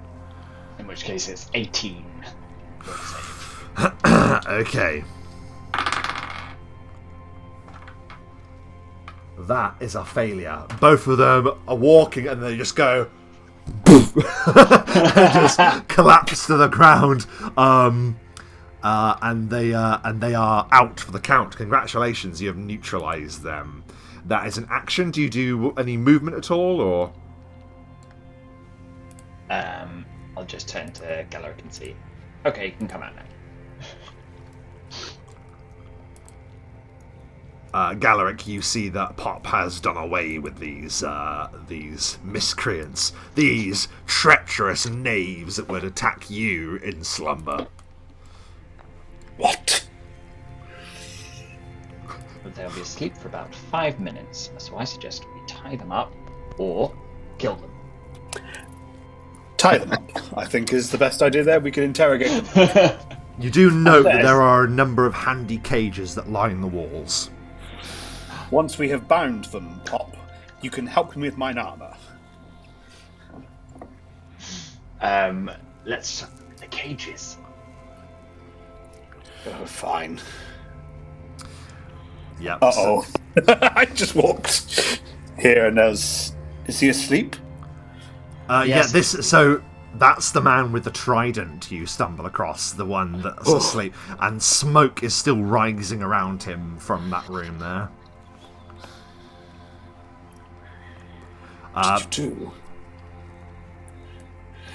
Needless to say, I will help shift them into cages. Yeah, so you can tie them and put them in cages if you want, just to maximise their predicament. But yeah, there they go. They each go in a cage. Flis, at this point, you can hear that Galerick and Pop are talking, and you can hear their voices become more muffled as they're moving away. So you know they're moving away from this position. So if you are to alert them to your presence, you will need to act. I mean, I'm going to open the door. I'm going to try the door. Thunk! I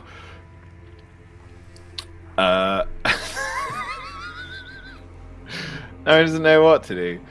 I mean, he can hear that they're definitely not under attack. You can hear, they were having a conversation that you could hear. And they're just going to walk away and not even check on me. Bastards. We're locking up the baddies. I think what he'll do is he'll take his axe, he'll turn it to the side, and he'll gently just go ting ting ting on the door, and he'll say, hello. With the threat neutralised, you can hear the sound of knocking from that door. As you've bundled them into the cages, I've said that you've been able to search them, and each of them bear a key that appears to fit a number of the locks around this place.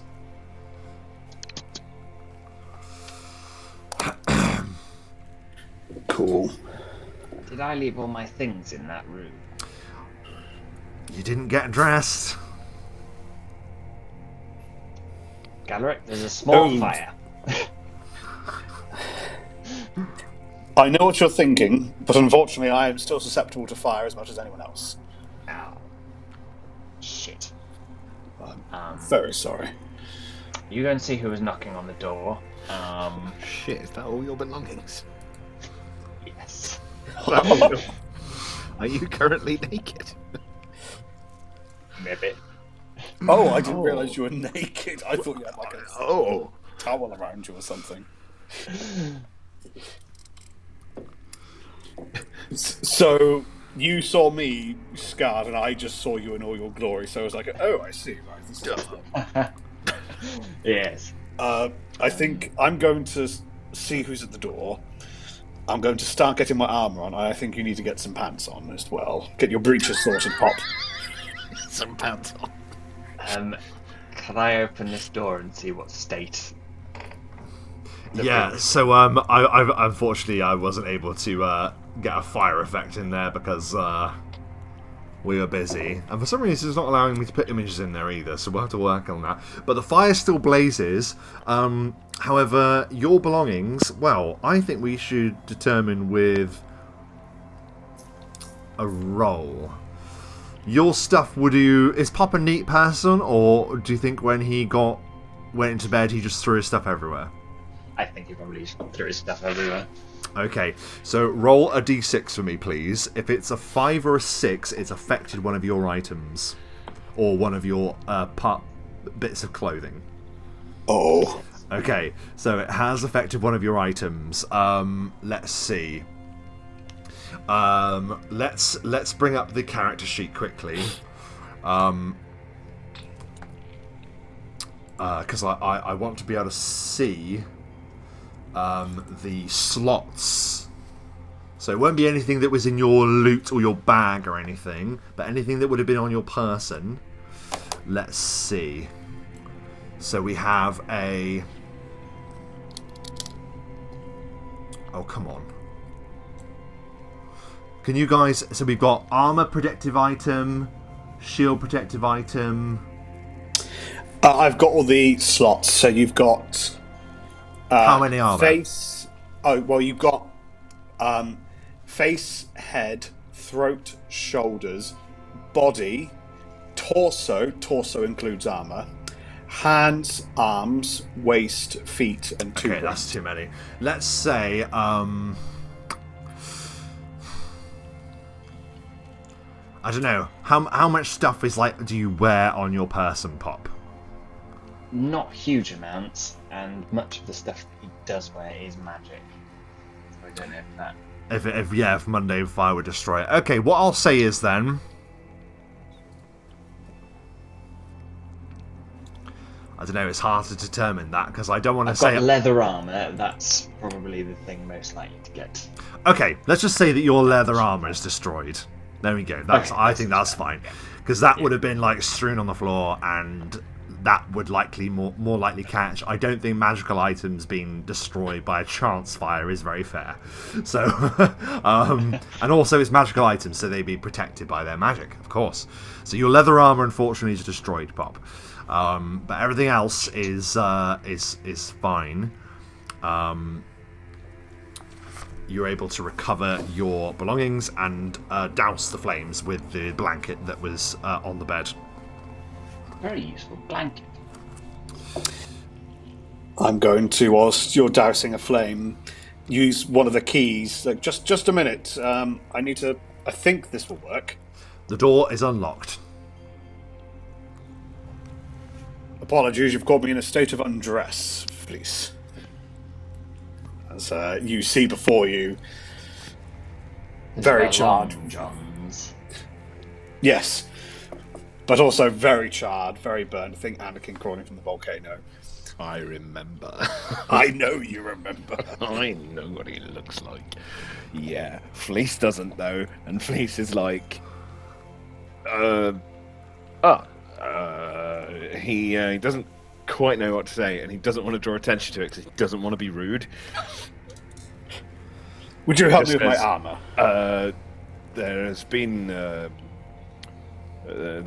problem in my room. Apparently, there is a pest issue. Just answer me one question, Pop. How long does your sleep last that you did to those guys? 5 minutes. Okay.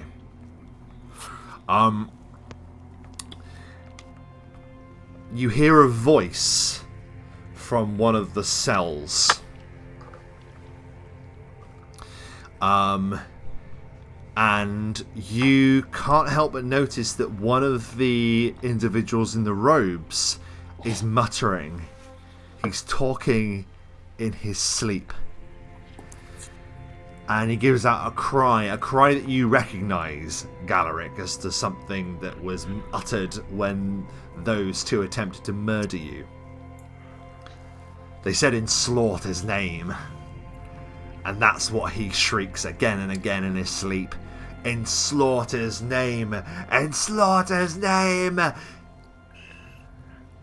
In Slaughter's name! Call to you!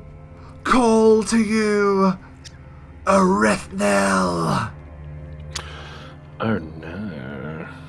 And that is where we will leave tonight's session. So that's all I wanted to say to end the session. How dare you use Arithnil against me? I'm using Arithnil against you. That's where we will leave it. Let's quickly... We won't do thoughts and feelings because we need to wrap up real quick. Yeah, I've really got to go. But we will do XP another time. So all that leaves me to say is thank you ever so much for watching, and find out what happens next time when the adventurers deal with the power of Arithnil. Thanks for watching, and as we always say on Roll the Bones, bone them rolls. Roll dice. And don't tell your mum. Don't tell your mum. Don't tell your mum. You can say it now, Matt. You're part of the joke. You can say it now. No, not yet. One day. Okay. Oh.